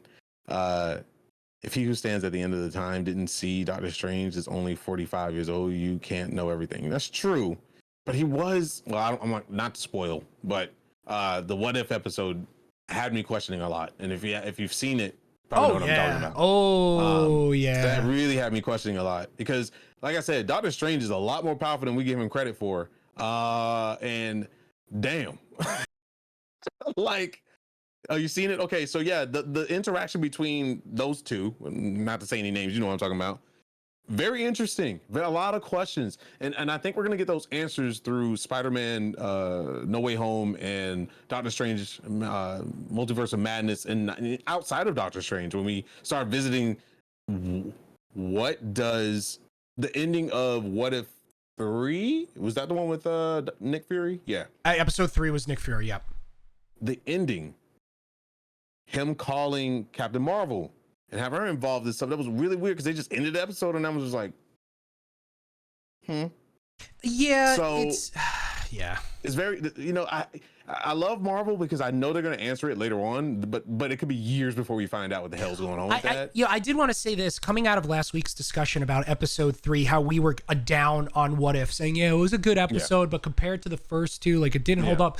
This episode, though, like, it brought it back. It brought back out of the water. I as much as I loved the Star-Lord episode, because it's fantastic on multiple levels, right? This episode, I think, is my favorite. There's just this is I think it's my favorite. It's the best all around. It's the best animation. I mean, I think also with storytelling about the books. I feel about Chadwick. Yeah. The T'Challa episode, I think, was more of a heartstring pull and more of a nostalgia, and we love Chadwick, and it was great overall. Yeah. Chadwick did an amazing job voice acting. It was really wholesome. I mean, I was loving Thanos in that shit. Like, it was just awesome. Really wholesome. That was awesome. Yeah. And I think that's why the episode was like, it was kind of the excel that we needed from Loki. You know, I think I'm still pent up with Loki and shit. I'm just like, God damn, you know, it's too much of me. And then like when we got to the episode, I was like, man, that's the last time we're gonna hear this man's voice. You know, we're gonna miss him, and you know, I'm really excited about, you know, Wakanda Forever. And then you had the Avengers, you know, Black Panther come out for the video game. You know, everything was hitting on that level. But Doctor Strange episode, oh my God, I was like, yeah, it was the whole time. What the fuck? When they were in the place where he goes off to, and he turns his head and he goes, hello, I was like, oh, they're gonna do it. They're gonna do it. And I'm excited to see where this is gonna lead to, because it's always those little things with Marvel, right? It's those little things that happen, the little interactions, what's happening in the background, what did this person say, like the little vampire quips or other things in the movies that actually become canon. And then once you get to the end with the conversation and also how it ends, they're going to tie it together at the end, those last 2 or 3 episodes, and it's going to go bonkers. So we're episode 4. There's 6 more episodes left because it is 10 episodes. And the season 2. There is a season 2 that's already been signed off for. They've already talked about it and how they can go a little bit crazier. How crazy we still don't know, because it's been crazy already. This was a test. They signed off in the beginning for 2 seasons, right? And this is a test to see our reactions to What If, because we were all skeptical in the beginning. Now we can't get enough of it. We're like, tap it in our veins in multiple angles. Like, I need it. And so now, I can see them going bonkers.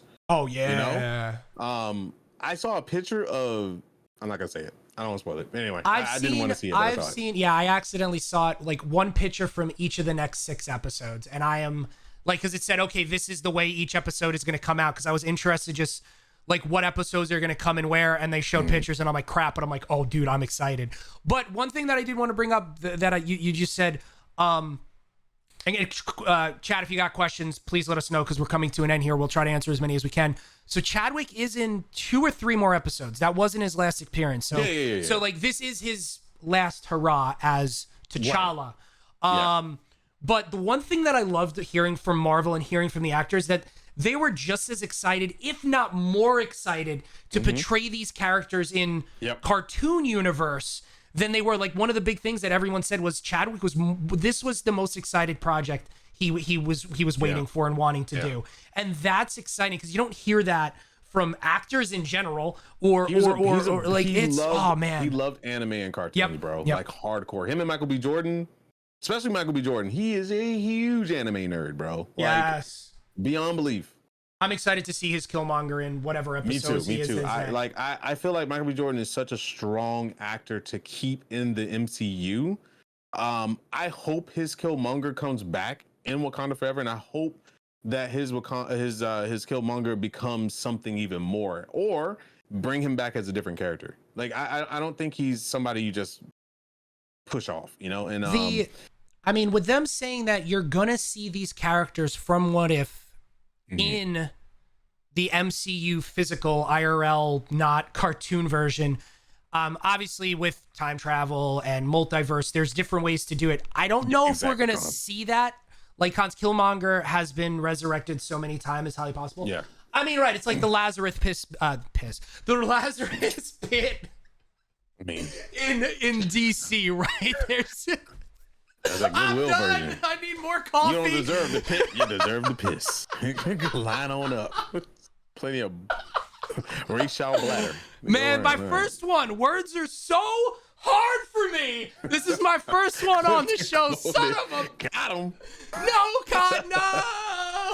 Well, we know what the highlight reel is gonna be. Yeah.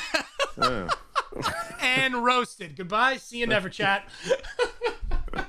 Well, with that, we're gonna go with the question. Yeah. Oh my God. With the schedule being released this week and the trailer first look announcements, if there anything you're looking forward to DC fandom next month, I'll let you open up with that one. Sorry, repeat, because my brain still hurts right now. Are you into, with all the announcements that happened this past week, is there anything that you're looking forward to at DC fandom next month? Yes. So there's actually 2 things. If you haven't heard, there's been a lot of news out, and one recently came out 2 days ago. So specifically speaking of DC, I'm very interested to see what we're going to see. Obviously, of Black Adam, I can't wait to see what Dwayne The Rock Johnson is going to do in there. Obviously, Shazam just finished filming. They wrapped production on that. They started test screening for The Batman, Matt Reeves. And And the people that have said stuff about it says this is a Batman movie you've never seen.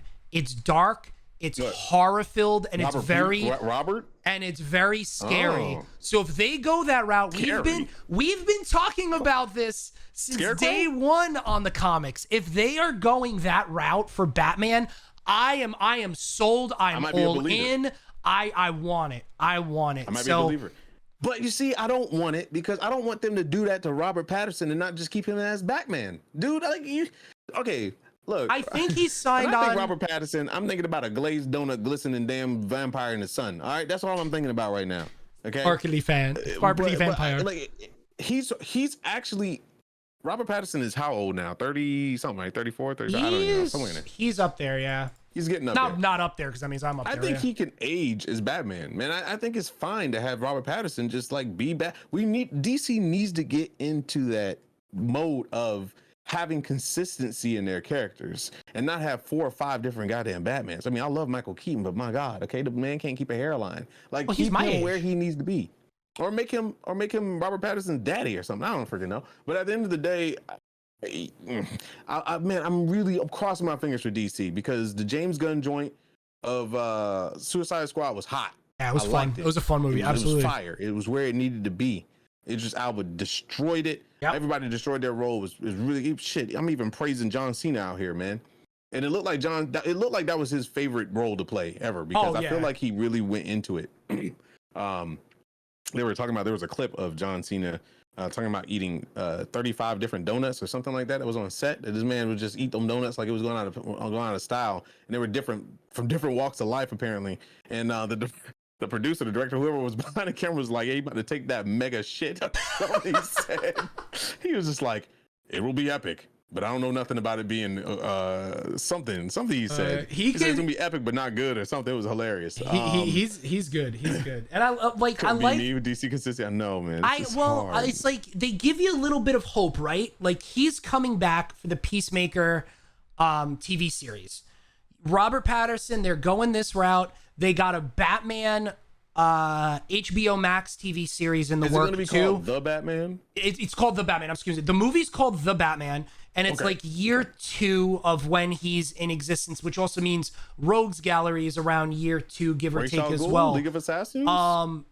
But they're also doing a TV series on HBO Max, like the Peacekeeper, for Batman as well. So if they're gonna keep doing that and keep on going consistent with it, like that's what they need to do. But then again, The Flash is gonna go and it all up in their movie with Michael Keaton and Ben Affleck. Like, it's like, figure it out. But actually, for you, the other piece of news, there's been a lot of leaks recently these past couple of days about next Thursday, the 9th, with PlayStation. We may get some the Spider-Man 2 info next Thursday. Video game wise. If they do, I'm excited for it. But I know Caboose is a big YouTuber, big into Mortal Kombat and fighting and Injustice. But actually, that's something I would like to see. Since Ed Boon talked about it, I would like to see what's on the plate of NetherRealm Mortal Kombat next. anime series. Yes. Like, that's good. They got an Injustice movie coming out. If you didn't know, that's coming out in October, so we'll probably hear about it. But I want to hear about Injustice 3. That can't be the end of the story in Injustice 2. They said Ed Boon's gonna come out with that. He can't compete with Mortal Kombat right now. He's probably just holding his guns right now. I mean, I'm happy how Mortal Kombat came full circle. That movie was fun too. I enjoyed that movie. Yeah, I liked the movie. I personally liked the movie. I mean, it had its issues, but they hit on what I wanted. I wanted that corny ass, like, day one old school Mortal Kombat feel, and I got it, and I was pretty happy with it. I was really happy with it. Rumor Bloodsport TV, yeah, I think we brought that up last time, but yeah, Idris Elba is in talks right now about a TV series. But it's just a thought. It's not in production or nothing like that, because he wants to fight Superman. I would love to see it. He wants to put the bullet in Superman because he feels like there's not enough movies that show Superman losing to that caliber. Yeah, in that level. So I think that's really important, especially showing a redemption period between the fight with Superman till now. Come on. Comment on MK movie. Look, I get it. I get it. It's a very choice movie. You either love it or you hate it. There's no gray. I get it. Yeah. I loved it. I wasn't like 10 out of 10 best movie of the year. I was just like, I was pleasantly surprised. Like, I was just pleasantly because I expected poop. And I didn't get the TV series. Thank God. Because remember that TV series? That shit was shit. Oh my God, I forgot about that. I literally forgot about that. God. I hope they cast Daniel Radcliffe. It was you like want to Days see of Our Lives with kicks in it. You want to see Harry Potter? You want to see Harry Potter, Indy? No. Actually, that's interesting. I hope they cast Daniel. So that's interesting. We have oh my God, what was his name? What was his character's name in Twilight? Robert Peters? Yeah, what was his name in Twilight? Edward Cullen, I think, right? I don't know his last name. So you have Edward, whatever his name is, playing Batman now, right? Robert Pattinson. We talked about Denzel Washington. Who would we love to see him play? That would be an interesting conversation. Take these Denzel Washington. You take. He would have to be a villain, brother. Oh no, absolutely. But you take these characters, right? Like Daniel Radcliffe, like these like movies that were like campy and things like that, right? And where would you put them as like a superhero or a villain? Because I would have never said Twinkle Fingers, right? My man said Harry Potter is Superman. I can't. Shy, I know why you're in here and you want to fight me. Listen, I can ban you in here. Ew. You're not a mod in here. I can ban you in here, Indigo. You want to fight? See what that stupid ass smell like? That thing he does with his head all the time. No. Somebody like literally people would argue. I had this talk on Chrissy's show on YouTube. That they said, and I'm not gonna bring my man out, but the best fight scene, he said the best fight scene graphically was the Harry Potter battle with I don't know, the no nose Voldemort dude. Voldemort. I'm like, what? What? Yeah, that's what they said. He's a movie critic, and so I'm just like, oh, okay, cool. I don't know. I mean, have you ever actually watched that documentary? Nick Cage Superman, I'm done. Have you ever watched that documentary? Superman Lives. Nick Cage was Superman. They were baking. They were making. They were. Time to go, bro. We over. Dude, let's go. Dude, if don't you ever bring Nick Cage in existence again in my comic books, all right? Ghost Rider and have an ass. No, out of here, bro. No, in all seriousness, bro, and for those like of you Ben at home, Affleck is Daredevil. Please don't do it anymore. Anyway, let's just get out of here. No. Superman Lives documentary. You have to watch it. Make a Manhattan, make an old fashioned, grab some White Clubs, grab some beer, Jameson, whatever it is. Get a drink. Sit down, because Nicolas Cage is Superman and directing. Do you know who the director was? Ooh, don't say Snyder. Who directed the original Batman films? All right, I'm out. Anyway, let's gone in 60 seconds. We about to be gone in 60 seconds as well. All right, that's the only thing Nicolas Cage has on his belt that I like. All right, so anyway, let's go. Yeah, I don't want to, man. I'm trying to get rid of this gut. I don't think I can drink that much to sit through that. But anyway, thank you so much for joining us, Con. We might have you on the show one day, brother. So, I would love to have you. We'll keep in contact, man. Definitely, guys. Thank you so much for a great show today. It was great talks, great couch talk, and thanks for hanging out with us and bringing the flame as always. Next week we should be back. Yeah, we should be back next week, Saturday. With episode 17. We have special guests coming up. I won't tease it until we lock it down with contracts and stuff, but we do have some special guests coming your way, which is gonna be pretty awesome. So keep your ears and eyes open for that. It's gonna be really great. Yeah, we'll definitely get you on the show, Con. We'll definitely get you on the show, man. We're gonna be back here next week, same time, same channel, 12 p.m. Eastern Standard Time on Rare Drop, twitch.tv/Rare Drop. Couple of days from now, obviously, as always, you're going to check us out on the podcast. Make sure to check out the Twitters. We always repost it and everything like that. Like Frank said, we got a couple of cool special guests coming up. Be on the lookout from information and interviews and things of that nature. I think the first one's going to be a lot of fun. But Frank, yeah, I love you, buddy. Time to go, man.